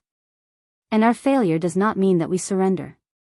Even if you are the winner, you are not qualified to gain our loyalty. You will fail in the end. The Supreme Thun will lead the Kiraj insect people to occupy this world. That's right, humans, orcs, elves, trolls, whatever, are only worthy of being food for the Kiraj insect people. Feel lucky for your short victory. Your victory will end with the further awakening of our Lord Thun. Haha. Ha ha ha ha. They were obviously 2 losers, but they laughed wildly and wantonly like conquerors who had won a complete victory. Not only did they laugh, but they also used their spiritual power to show scenes of terrible cruelty with sound effects.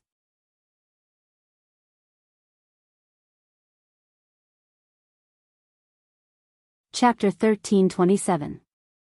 That was when the Cenarian fortress had yet to be reactivated, and there was only a team of night elves guarding it.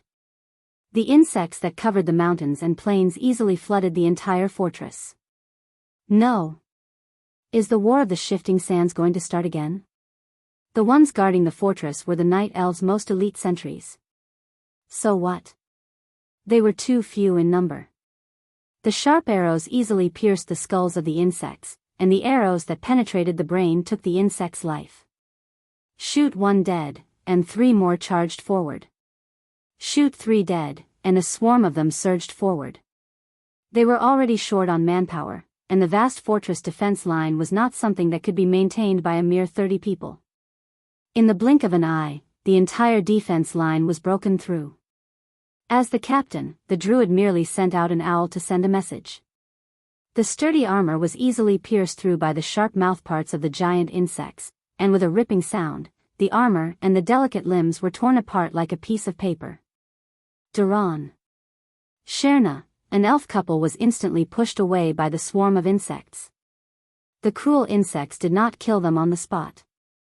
Instead, they pierced their collarbones with their sharp horns and held them up high, facing each other, letting out a unique howl as if they were showing off.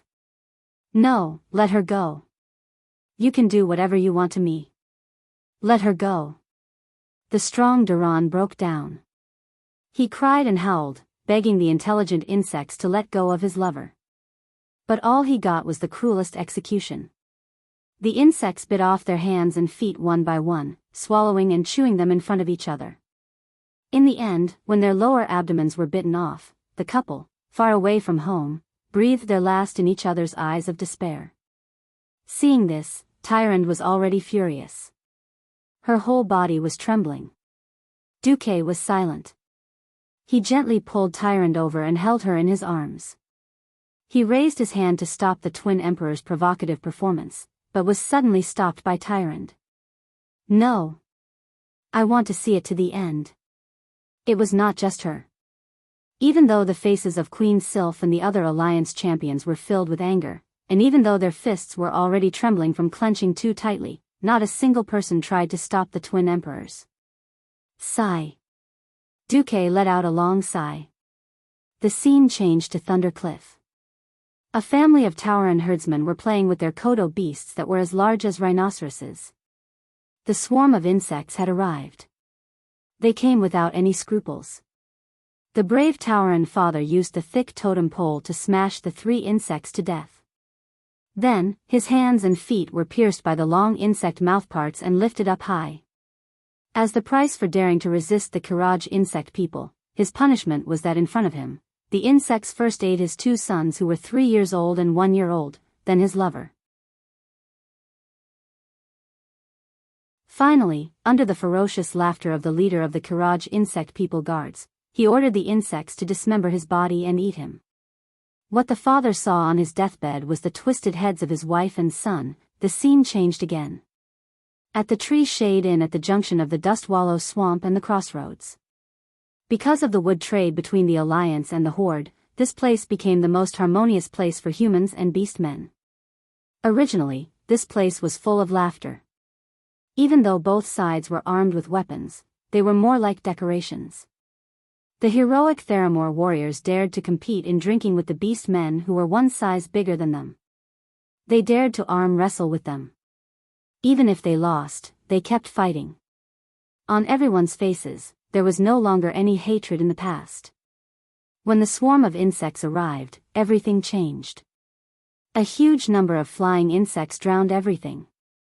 The Alliance's artillery couldn't even fire 3 shots before the cannoneer's head was cut off by the flying insects. On the simple arrow tower of the Horde, the troll thrower didn't even have time to throw a few javelins before the tower was knocked down by the giant insects the size of mammoths. He fell to the ground and was then swarmed by the insects and eaten. The humans and beast men who were once enemies stood back to back and launched a desperate counterattack against the swarm of insects. Everything was in vain. Blood stained every corner of the Tree Shade Inn. Every wall was brutally smashed through. Every wooden pillar was bitten off like a tooth-grinding toy. Every warrior or civilian, together with their armor, was swallowed alive. Regardless of race, regardless of identity, regardless of age, regardless of man or woman, old or weak, sick or disabled. Seeing this, the Alliance heroes present were already beyond furious. However, the twin emperors added fuel to the fire. The Kiraji insects are the supreme rulers who rule this planet on behalf of our Lord. Just as you humans eat pigs, cows, chickens, and ducks, you lowly races are just food for us insect people. So don't be delusional. The noble insect people will never become your slaves. Until this moment, everyone finally understood. The twin emperors boasted of their nobility, but they were willing to concede defeat and give up their most precious divinity. But deep down, they didn't think that their race had failed, and they still boasted of being noble and unparalleled. How laughable and pathetic was this? They were obviously Thun's slaves, but they were pretentious. They were clearly about to be exterminated, but they considered themselves to be masters. Suddenly, 2 golden lights fell from the top of the space. This was the holy light that the Alliance heroes were familiar with and comfortable with. For the twin emperors, this was acid, this was torture. Ah! It hurts. Unable to control themselves, the twin emperors screamed at the same time. The people led by Duque were dumbfounded, looking at the perpetrator. If it was Gavin Rad who couldn't help but make a move, Duque felt that it was normal. The problem was that the person who made a move was the former Archbishop of Holy Light, Alonso's Fail. Aren't you known to be kind? What about your 3 main virtues? The twin emperors laughed in pain. Ridiculous. Don't humans kill? Don't humans have instincts? Alonso said seriously with a straight face, the reason why intelligent creatures are intelligent creatures is that intelligent creatures have rationality. They know how to control their instincts, and not to indulge their instincts infinitely to trample on other intelligent creatures and strangle the living space of other creatures. Alonso's increased the punishment of the holy light while continuing. Races that don't know how to live in peace with other intelligent races in the world and abuse natural resources wantonly will bring about their own destruction. As long as they are willing to repent, I can accept even their current tribe. Because they have learned how to get along with other races. But it is clear that the current Karaji insect people are not qualified to exist in the world of Azeroth. Duque was speechless. Archbishop, you are so domineering. Don't you think so? Could this be the legendary, monks don't lie, and if I say I will destroy your whole family, I will destroy your whole family? Or could it be that this is, monks don't kill, and monks only kill familiar? Then, may I ask Archbishop, do you kill them after they are cooked or roasted?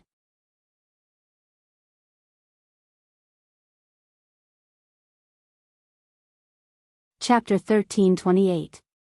As Alonso said this, Duque smiled. As expected, this former Archbishop of the Holy Light was not a pedantic person who would not let go of benevolence and equality. If he was a blockhead, he would not have created the Paladin, a vicious profession that could fight, defend, and heal, despite having short legs. As a good friend and one of the biggest helpers on his path of growth, Duke naturally had to support Alonso's to the best of his abilities. Isn't it just a movie? I can do it too.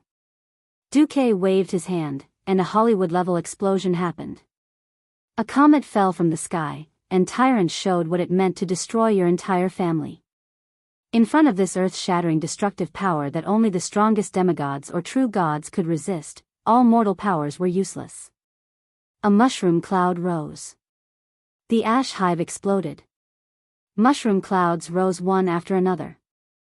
The Zora hive and Rago hive were finished too. As the Emperor, he had never taken the low-level insects seriously. He could do whatever he wanted to the insects. But in front of the enemy, even the low-level insects could not be easily humiliated. Duque's actions were a slap to the face, and a resounding slap at that. Didn't you think that the insects were powerful? Didn't you say that the insects were the rulers of Azeroth? Why did they have to exterminate their entire clan? The death of each insect queen represented the destruction of a hive and a branch of the insect race. In the video, the number of insects killed and corpses collected by the Alliance and Horde Alliance was clearly shown. This kind of slap to the face with big data was crueler and more effective. Not only that, Duque also provided real-time combat footage. At this moment, outside, the Alliance's cannons shook the sky, and mushroom clouds of various sizes rose in the empty space in front of the Kiraj temple. Not only did the insects at the center of the explosion die without a complete corpse, but even those within the range of the shockwave were stabbed to death by the sharp claws or broken limbs of their comrades. In the air, there were not many insects that could escape the large-scale coverage of the Tyran 3 bombs. Occasionally, a few of them managed to advance, but they had to face the barrage of magic bullets that poured down on them like a storm from the countless magic towers. If he was lucky enough to come over, there would be griffins and wyverns to intercept him at close range. It wasn't that there weren't any large bugs that tried to break through. There was one in the image that was as large as a train carriage that tried to break through. In the end, Onyxia, who was entrenched on the platform of the fortress, pounced on it. With a sweep of her dragon tail, it was smashed into pieces and fell to the ground. The twin emperors felt as if their hearts had been cut by a knife. The destruction of his clansmen was indeed heartbreaking. What Duque showed next were the scenes of Archimonde, Ragnaros, Nefarian, Onyxia, and other powerful figures being defeated or killed. Every scene was so soul-stirring that they were shocked speechless. If it was an ordinary blow, although it was painful, they believed that they would be able to endure it in the end. Even if they had to endure the punishment and torture of the holy light, they were confident that their souls would not fall. Unfortunately, what they saw now was the greatest pain for them, because they saw the possibility of their master, Si Thun, being defeated. Si Thun was not invincible. 25,000 years ago, he had been defeated once, and he had been defeated very, very badly. Not only was he seriously injured, but he was also completely sealed, locked in the deepest part of the earth like a dog. Our master might be defeated. Once this thought arose, it could not be extinguished. Their only goal now was to persevere and refuse to give in to Duque. Although even the twin emperors themselves did not know what the meaning of their perseverance was, Si Thun was like a bright light in the dark, the last breath that supported their will. Duque's voice, which did not sound loud, was amplified by his divine power, almost 10 times louder than a loudspeaker. Every note shook the twin emperors' minds. Stupid and pitiful creatures who can't see the big picture. Don't you know that the existence in front of the wheel of history, no matter how great or small you are, will be completely crushed? This is fate. Fate was a very mysterious word. When someone was invincible, he was definitely a proud dragon, even daring to pierce through the sky. When he was defeated and depressed, this word was the most terrible and unsolvable curse, firmly binding his soul, with no hope of breaking free. Duque used the so-called fate to trick the Black Dragon Princess into becoming his mount after defeating her. When he had nothing to do, he would ride her for fun, and when he had something to do, he would ride her for battle. It felt so good. Now, Duque had used this trick on the twin emperors. Duque's voice carried endless majesty and a hint of temptation. Are you still stubborn? Do you still expect your master Si Thun to turn the tables? This is ridiculous. The fate of Si Thun's destruction has been decided. In a month at most, you can see Si Thun's corpse. This time, not only did the twin emperors lose their voices, but even the alliance's powerhouses looked shocked. These words were too exaggerated. Impossible. You can't defeat our master. Not to mention the twin emperors, even the alliance's powerhouses were anxious for Duque. These words were too full of themselves. Even though Si Thun had been seriously injured, he was still a true god. Originally, the Alliance's attack on Karaj was something they had no choice but to do. It wasn't easy for Duque to become a demigod, which gave everyone more confidence. In everyone's hearts, it would be good if they could grind Si Thun to death or seal it again. Duque actually boasted that he could kill an ancient god in a month? Even if everyone knew that Duque wanted to subdue 2 true demigods, that was too exaggerated. Duque didn't care at all, and smiled with confidence. Twin emperors, why don't we make a bet? Duque's ambition was obvious, but the twin emperors couldn't be afraid. This was their last pride. Vecnala's face was cold. You're looking down on a true god too much. Vecnala's put on the same expression. This kind of bet that we will definitely win is meaningless. Duque still had his signature smile. I'm only asking you, do you dare or not? As you said and did, the winner gets everything. Within a month, as long as the Alliance, Horde, and Dragon's hero group cannot defeat Si Thun, or do not dare to fight Si Thun, I will naturally let you return to your master safely. At that time, if it wants to reconstruct your body or something else, I will not stop it. This bet could not be said to be small. As a price, the twin emperors naturally knew what they had to pay. The 2 brothers said in unison, as long as you or the Alliance can defeat our master Si Thun within a month, we will be loyal to you, and the entire Karaj insect people will become the Alliance's slaves. Whether you want to enslave or slaughter them all, we won't complain.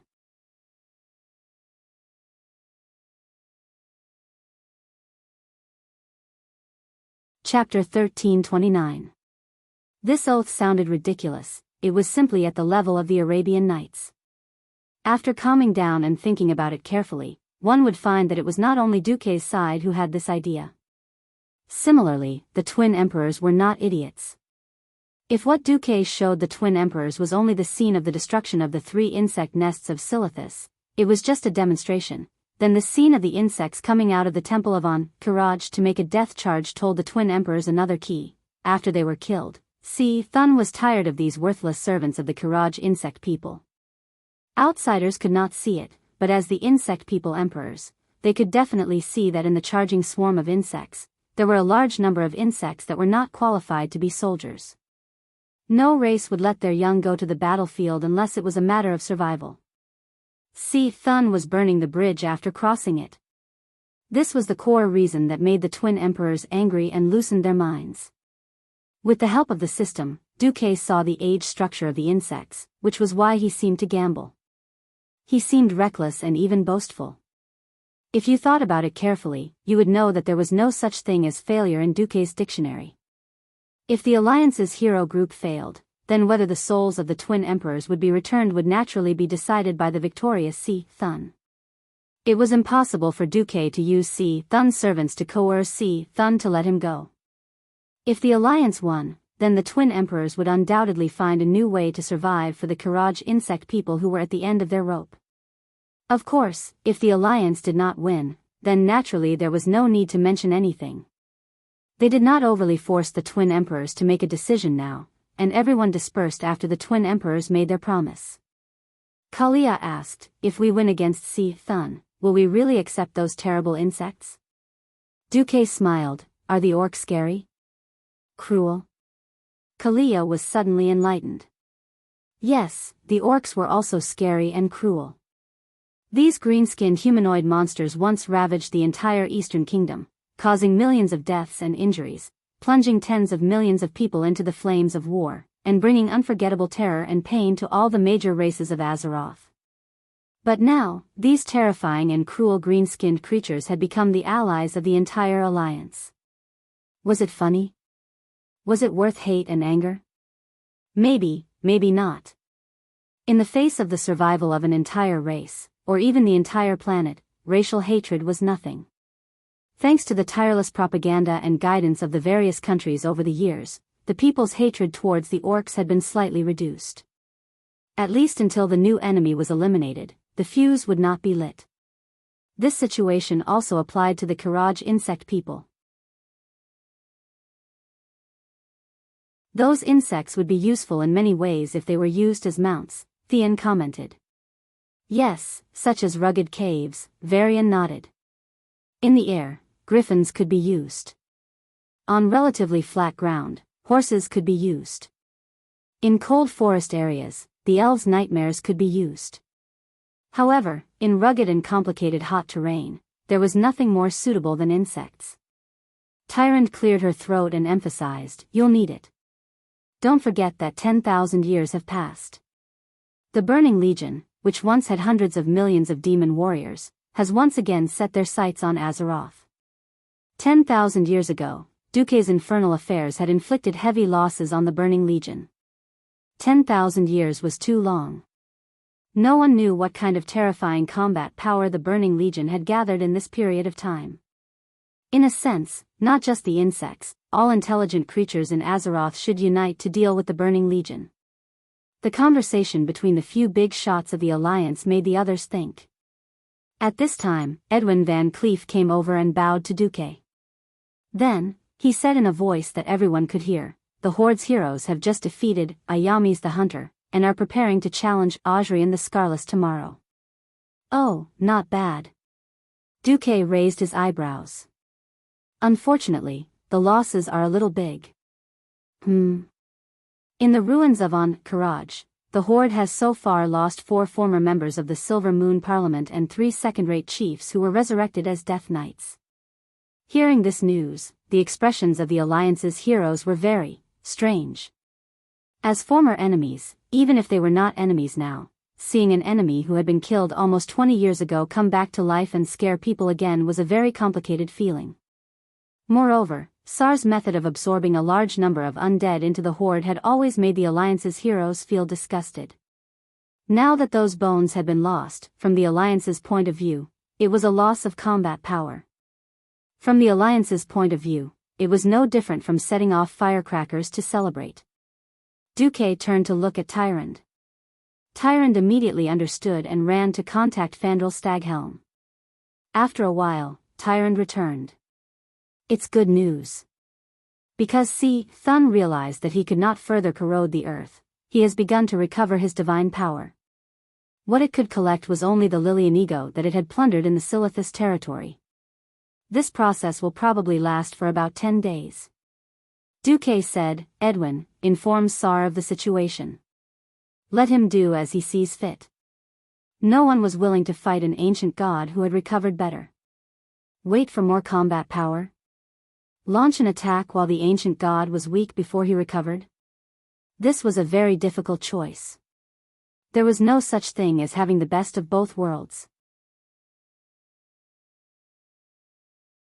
The higher the level of a commander, the more painful choices they had to make in all kinds of unfavorable situations.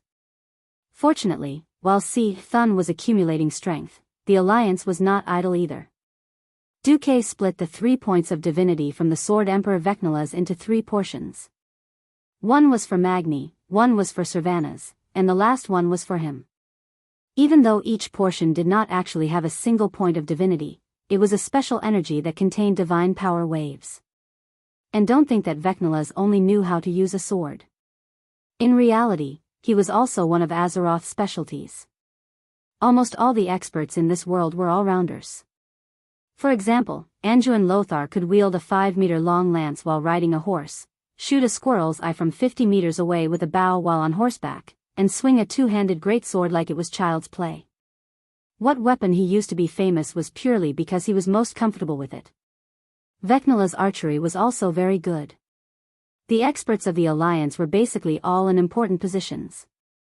After witnessing the Twin Emperor's submissive bet, everyone dispersed. After Duque had arranged other matters, he could finally relax. Unknowingly, it was already late at night. In the villa in Naxxramas, Duque collapsed on the sofa, not wanting to move even half a finger. He was too tired. He had just become a demigod and had to rush over to save the day. Then there were all kinds of trivial matters. Suddenly, he heard a knock on the door. Come in. A beautiful figure flashed in front of the magic lamp at the door. Accompanied by a fragrant wind, a graceful blonde figure appeared in front of him. Huh.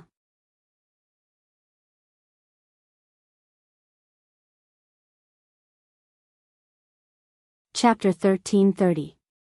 Speaking of which, there were a lot of things to do recently. He was either busy angering Kel Thuzad or advancing to demigod, so Duque hadn't had the time to be with his lover for a long time. Duque had some expectations.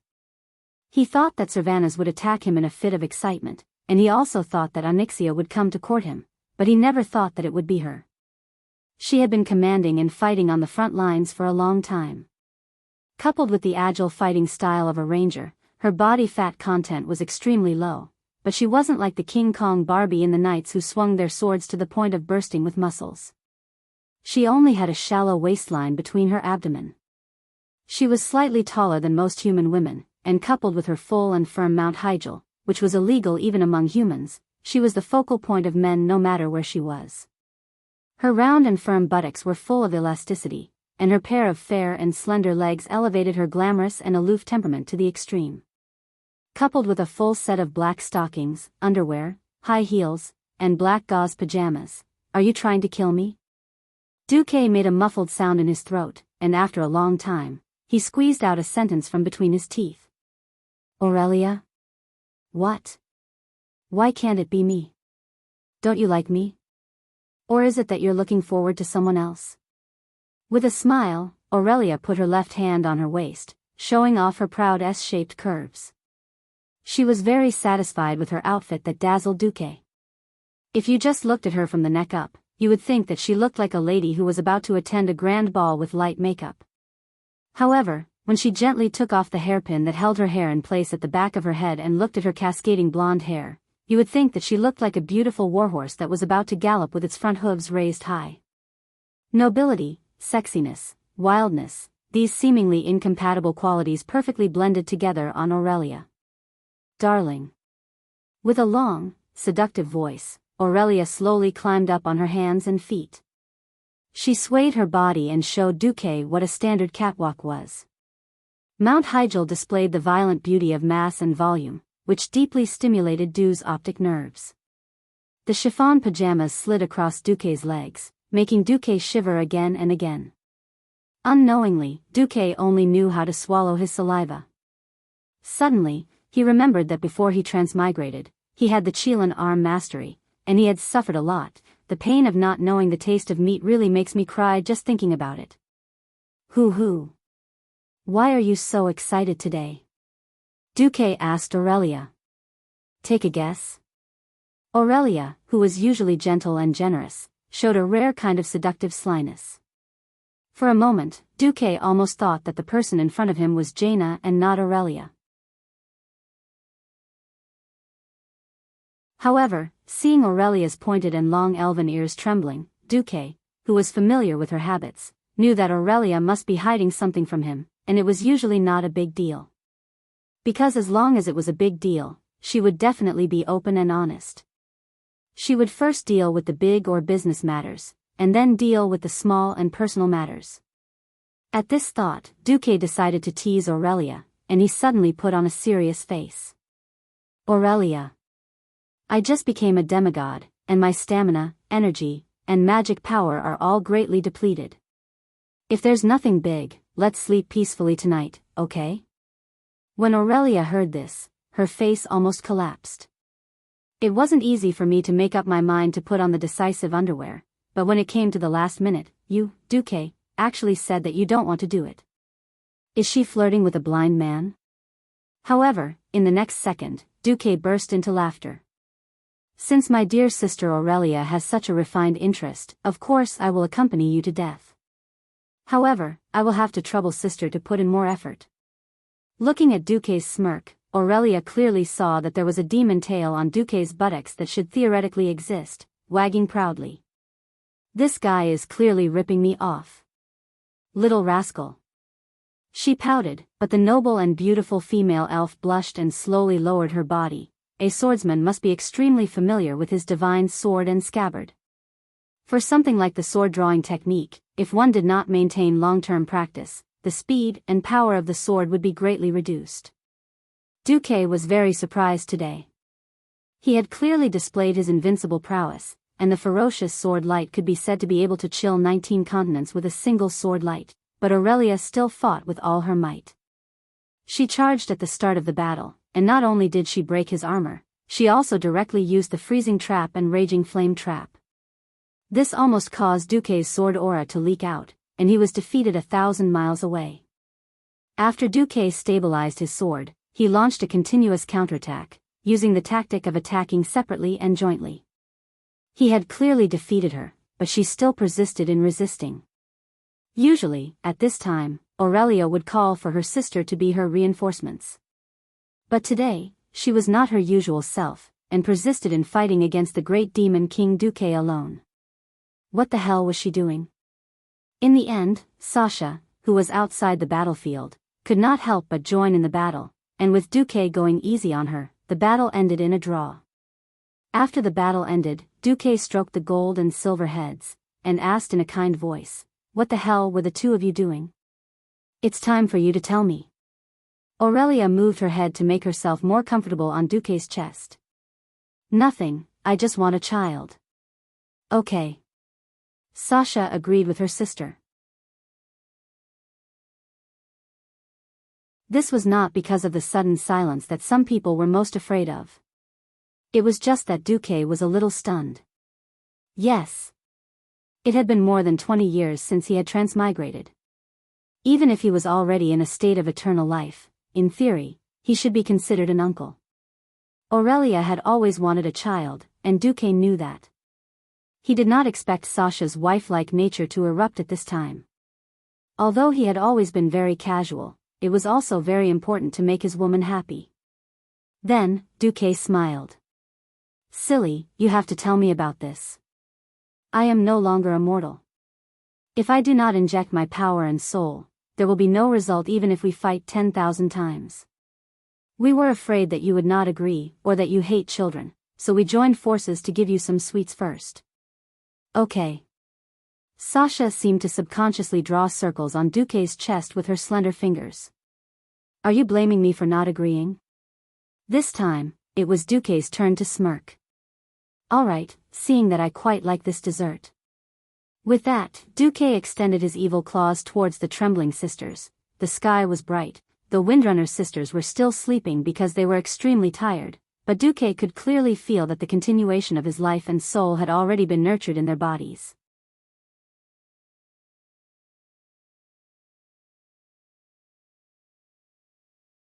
Chapter 1331. A ranger's senses were very sharp. Aurelia, who had woken up first, immediately noticed the changes in herself. It was a new life that belonged to both her and Duque. In her lower abdomen, there was a wind elemental blessing of light and nature. Duque. Not knowing what to say, Aurelia hugged Duque tightly and kissed him passionately. After a long time, their lips parted. 10 months later, then, Duque gently pressed his index finger against his lover's red lips. 10 months definitely won't do. That means I'll lose you forever. Ah. This. He woke Sasha up as well. With Duque's explanation, the Windrunner sisters finally understood why 10 months wouldn't do. It wasn't like ordinary humans and high elves didn't have interracial love in the 2,800 years of the alliance between humans and elves. Not to mention the more recent ones, there was Gina Goldsword who had given birth to King Daelin Proudmoore's illegitimate daughter. Generally speaking, pregnancy was the same as a human's. The key was that Duque had already surpassed the limits of humans. If he wanted to give birth to a child, he had to abide by the laws of the world of Azeroth. The more powerful the existence at the top of the food chain, the more difficult it was to give birth to a similarly powerful descendant. This was quite demanding of parents. For example, Nethario, the Wing of Death, had slapped so many female black dragons and killed them all. Only the strongest Sinestra survived, which was why Nefarian and Onyxia, who were both demigods, were born. Similarly, Elun, the goddess of the moon, couldn't find a suitable true god as a partner. She could only marry the strongest demigod, Malorn, and give birth to the demigod Cenarius. Of course, the descendants of existences who had stepped into the realm of gods were more about the inheritance of power and energy, not ordinary reproduction. The most effective way was naturally for both sides to contribute a portion of their power or divine power and combine them together, so that their descendants could directly become demigods.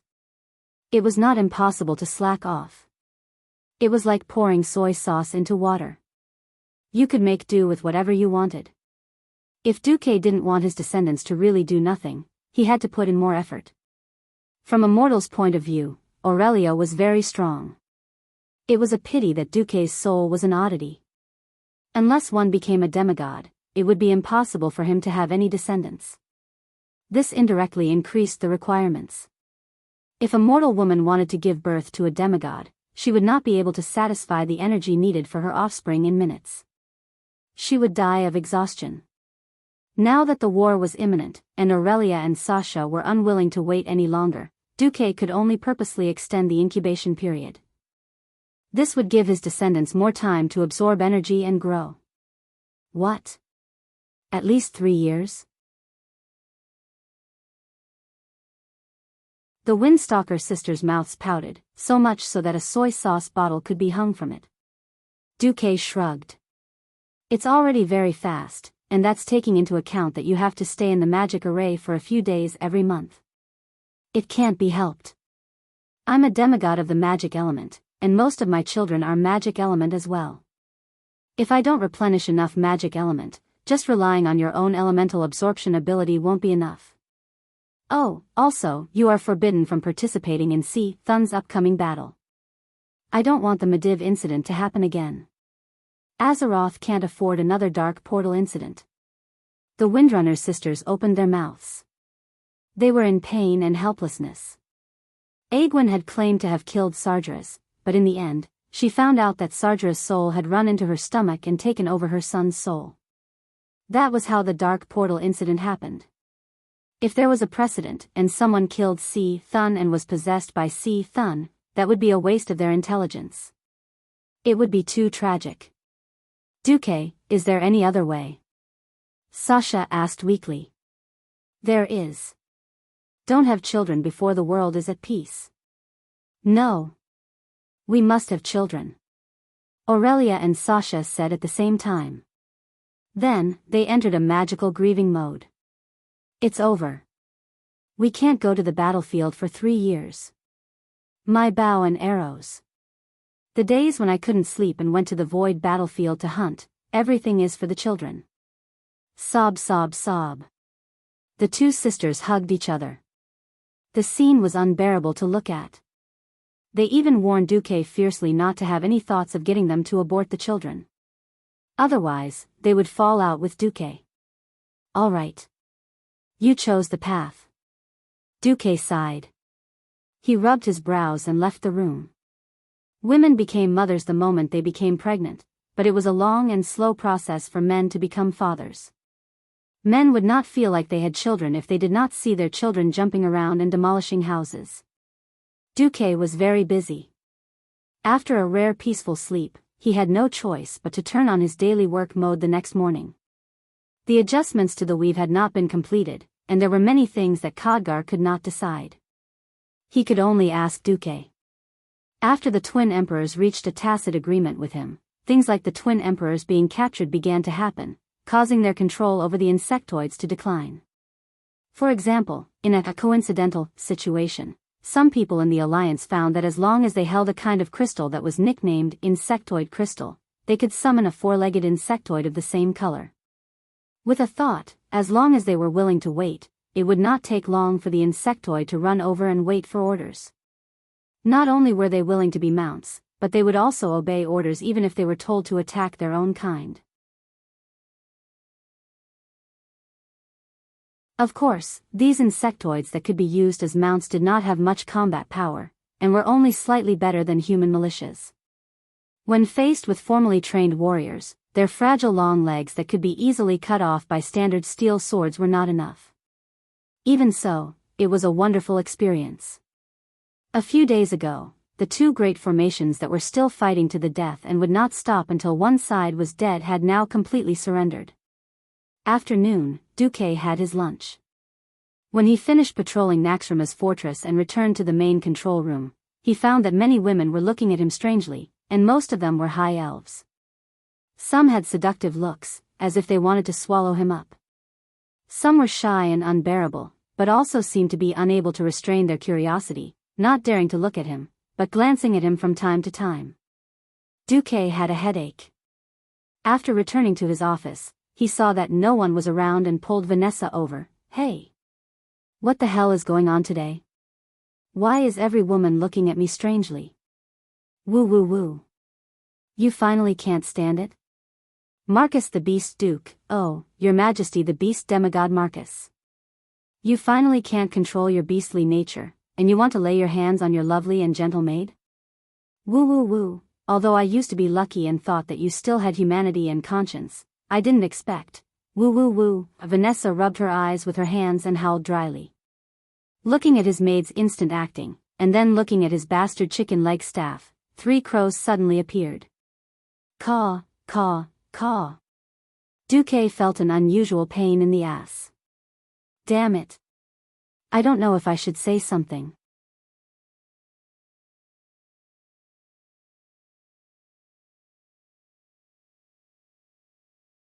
Chapter 1332. Damn it, don't tease me. What exactly happened? Tell me quickly. Veins popped up on Duque's forehead, and he looked like he was about to eat someone alive. Seeing how anxious her master was, Vanessa giggled heartlessly. Looks like, my dear master, even though you've left your mortal body and become a demigod, you're still that beast of a duke.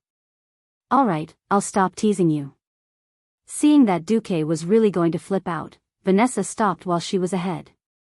It was Lady Aurelia's suggestion. Aurelia? What about her? Duque was stunned. Nothing, because Lady Aurelia is pregnant with your child. After telling His Majesty Sylvanus, His Majesty Sin Dorii hinted that she wanted to focus on becoming a demigod, so he won't stop the other beauties in the alliance from pursuing you. Wait a minute. Why can't I understand this kind of dazzling operation? That was the expression of the dumbfounded Duque. A second later, Duque laughed involuntarily. He recalled that he had the reputation of being a playboy in the alliance. In recent years, there had been a lot less women, and the biggest reason was because Queen Sylvanus used her aura to protect him. With a valiant temperament and sharp eyes, the three Windrunner sisters accompanied him on all kinds of occasions with an aura that made others shrink back. They were originally great beauties that were one in a million.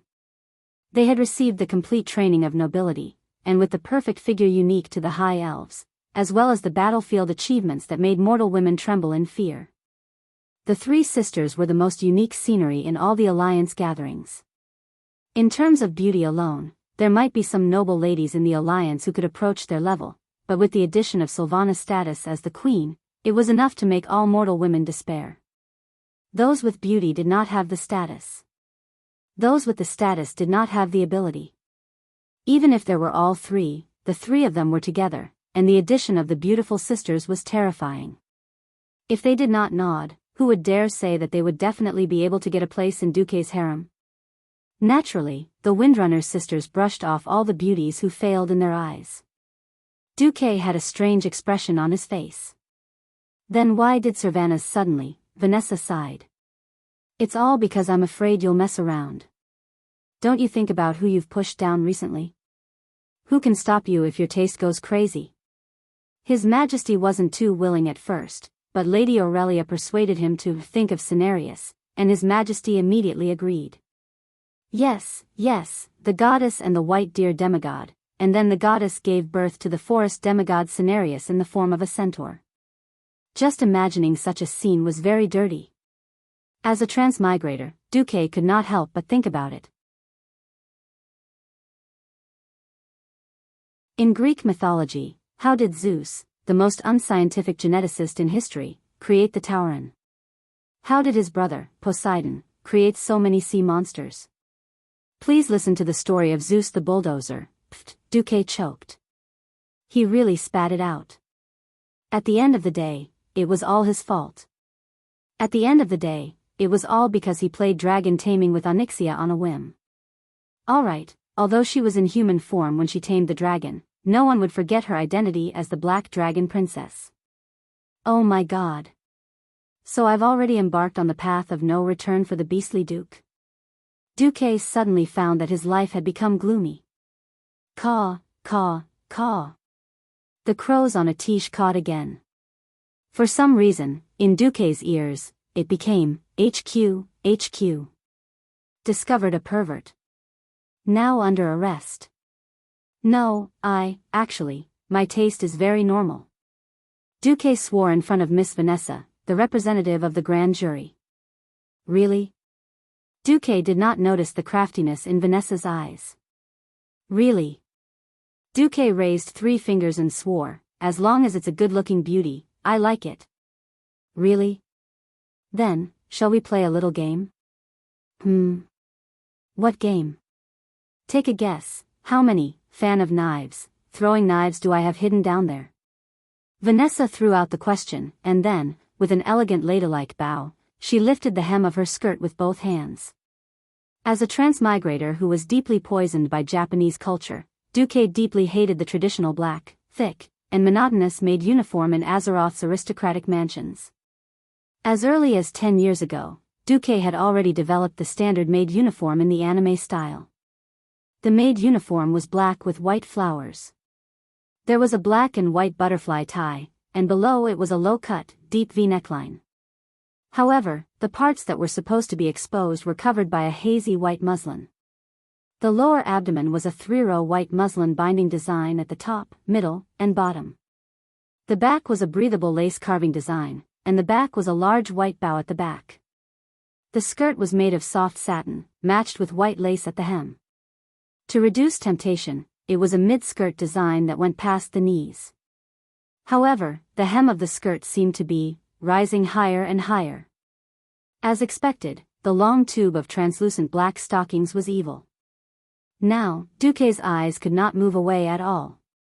The long skirt swayed rhythmically, one left, one right, one left, one right, inch by inch, as if it was some kind of evil rhythm, tugging at Duke's heartstrings, inch by inch, as if it had become some kind of evil rhythm. Gulp. This was the sound of someone swallowing saliva. Finally, it reached the end of the long tube of black stockings. He saw it. He was almost there. That was the black silk suspender to prevent the stockings from slipping off. He saw it. Of course, there were no flying knives. Yo, my dear master, you still haven't guessed it? Vanessa's eyes were like silk, and she leaned slightly closer to Duque. But with this leaning, Duque immediately realized that the maid in front of him was no longer the maid that her father had thrown over to be a maid, the one that could not do anything well. Instead, she was a mature and charming woman that he had bestowed eternal life and youth. Even though she said that, her hands didn't stop lifting her skirt. Hey, my master, do you really not have any speech to express?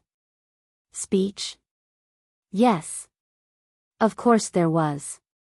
Not to mention speech, I can even make a freestyle for you. The problem is that that thing is too simple. It would be embarrassing for me, a demigod, to say it. With a thought, Duque opened his mouth and said, Guan Guan Jujiu, in the state of the river.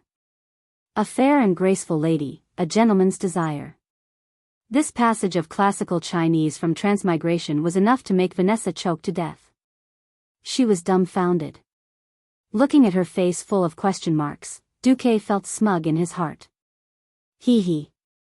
Your master, has finally turned the tables. Do you really want to know? I won't tell you. You want me to say something human? Sure. There were only 6 words, black. Lace. F***ck. Of course, Vanessa knew that Duque was counterattacking. After a short moment of panic, she was not angry. Instead, she directly revealed the mystery, clang clang. Pfft. Duque spat out a mouthful of old blood and gritted his teeth. You tricked me. Why? Safety pants and whatnot. It was all King evil.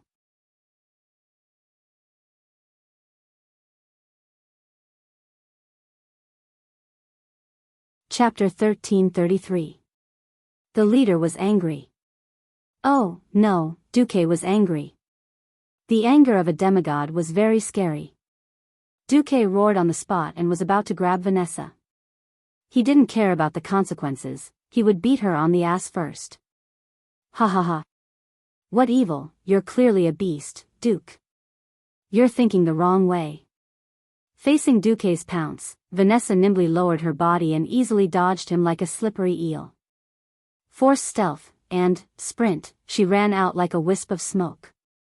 Unless Duque was serious, he wouldn't be able to catch a hero-level thief who only wanted to run. Just you wait. Don't let me catch you. At the gate, Duque made a declaration like a big villain. In the next second, Duque's face and posture froze as if he had been petrified. He suddenly realized that beside the gate, his other maid, Solarian, was standing there with a smile on her face. I'm sorry. I'm sorry. Master, you don't have to apologize to a little maid. Solarian nodded lightly with a smile. Duque looked Solarian up and down. Seeing that the master astromancer was normal, he couldn't help but let out a sigh of relief. What, master? Do you want me to be like other girls and cut my skirt a few inches shorter, or open my collar a few inches, and then secretly wear the so-called winning underwear? Solarian's smile widened. Please don't. Duque's face fell. I'm so happy. It seems that after becoming a mage and demigod master, you're still the gentleman you used to be. Solarian seemed a little excited. Duque was a little embarrassed. He didn't know if he should tell her that before he transmigrated, the word gentleman was synonymous with pervert. Duque face-bombed. I'm also very happy. At least there's a normal woman by my side. Not really.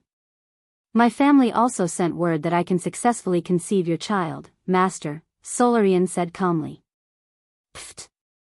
Duque burst out laughing. Is it that surprising? In Kuel Salis, commoners without magic talent always hoped to give their daughters to noble mages. As long as they could give birth to a boy or a girl with magic talent, they would be lucky. In the eyes of the high elves, only by mastering magic could one change one's fate.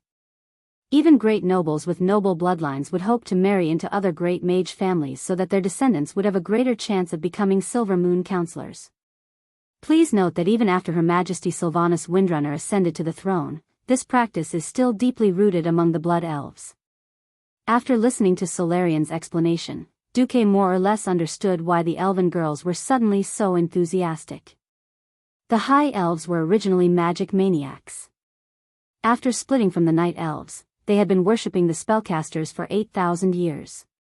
Even though the Sin Dorii kingdom was now ruled by rangers, how could the customs of 8,000 years be changed so easily? But Duque couldn't figure out what Queen Sylvanas was thinking. What about you? What do you think? Duke asked, as if he was possessed by some supernatural being. I don't know. Maybe when the time comes, I won't refuse. Not refusing might not necessarily be willing. Is it because of Kale, that's? Sigh, I haven't paid attention to him for a long time. Please don't misunderstand, Master. From the moment I swore allegiance to you, I no longer have anything to do with Kale, that's. He is more like a beautiful vision of my childhood, a dream that is destined to never come true. I have accepted my fate, and I am doing well now. After a pause, Solarian continued, of course, if you want me to kill Kale, that's, I will do it. After all, when that day comes, Kale, that's will probably have committed an unforgivable crime for the Alliance. But I think when I do it, I will probably hesitate. Duque was a little surprised, but also a little relieved. This was human nature. This was the Solarian of flesh and blood, and not the Solarian that Duke had in mind. The Solarian that should only appear in the Storm Fortress, with no backstory at all. She was like a boss that was made out of paper. Phew. Thank you for your honesty. Duque smiled, waved his hand, and then ran to find Queen Sylvanas. Looking at Duque's back, Solarian seemed to be lost in thought. On the other hand, perhaps it was the so-called, no comparison, no harm. When Thrall, who was fighting in the ruins of Karaj, heard the news from the Alliance through the undead thief messenger, the expression on his face was very interesting. What? They didn't lose much, and they have already taken care of the other leaders of the Karaj temple. They are resting while waiting for us to finish here, and then besiege Si Thun. At this time, Orgrim walked in front of Thrall, and his voice rumbled. There is no need to worry, Thrall. As a great chief, figure out what you can do and what you can do well. If you can understand this, you are an outstanding chief. Thrall sighed. Just being outstanding is not enough. In peacetime, an outstanding leader was generally enough to close the gap with a rival country. Unfortunately, this was wartime, and any small gap could be infinitely magnified. The tribe originally had fewer strong people than the Alliance, and it was not easy for them to accept the Forgotten Ones and slightly close the gap with the Alliance. Suddenly, there was news that the commander of the Alliance, Duke Marcus, had become a demigod. In comparison, the tribe had suffered heavy losses in the ruins of Karaj, which was even weaker. Although the Forsaken were dead, the dead could not die a second time. If he was killed again, then his body and soul would be destroyed in the truest sense. Even an Astrian, as the leader of the Forgotten Ones, could not find a good way. Even if they lost a second-rate chief who had become an undead warrior and a former Silver Moon counselor who had become a lich, it was still a great loss. In fact, the Sun King's face was gloomy. After being ruthlessly expelled from the Eastern Kingdom by the Alliance, the Forgotten Ones had lost a stable source of troops. Originally, they hoped that after joining the tribe, Thrall would allow the Forgotten Ones to resurrect new Forgotten Ones from the dead tribe warriors. Who knew that Thrall would begin to believe in the way of nature and firmly rejected him? Not only that, even Orgrim, who was theoretically his subordinate, was on Thrall's side. Anastrian's gaze became even colder. Fortunately, he was a dead man. No matter when, his body was filled with shadow energy and did not further decay, it was still full of a dark aura. No one noticed the change in his gaze. At this time, Orgrim patted Thrall's shoulder. Don't think too much. The tribe should do its own thing first. We must first not make mistakes, then wait for the real opportunity to come. You're tuning into the Biyao's Wuxia Chronicles YouTube channel. Don't forget to subscribe and join us on this journey to catch the most captivating stories.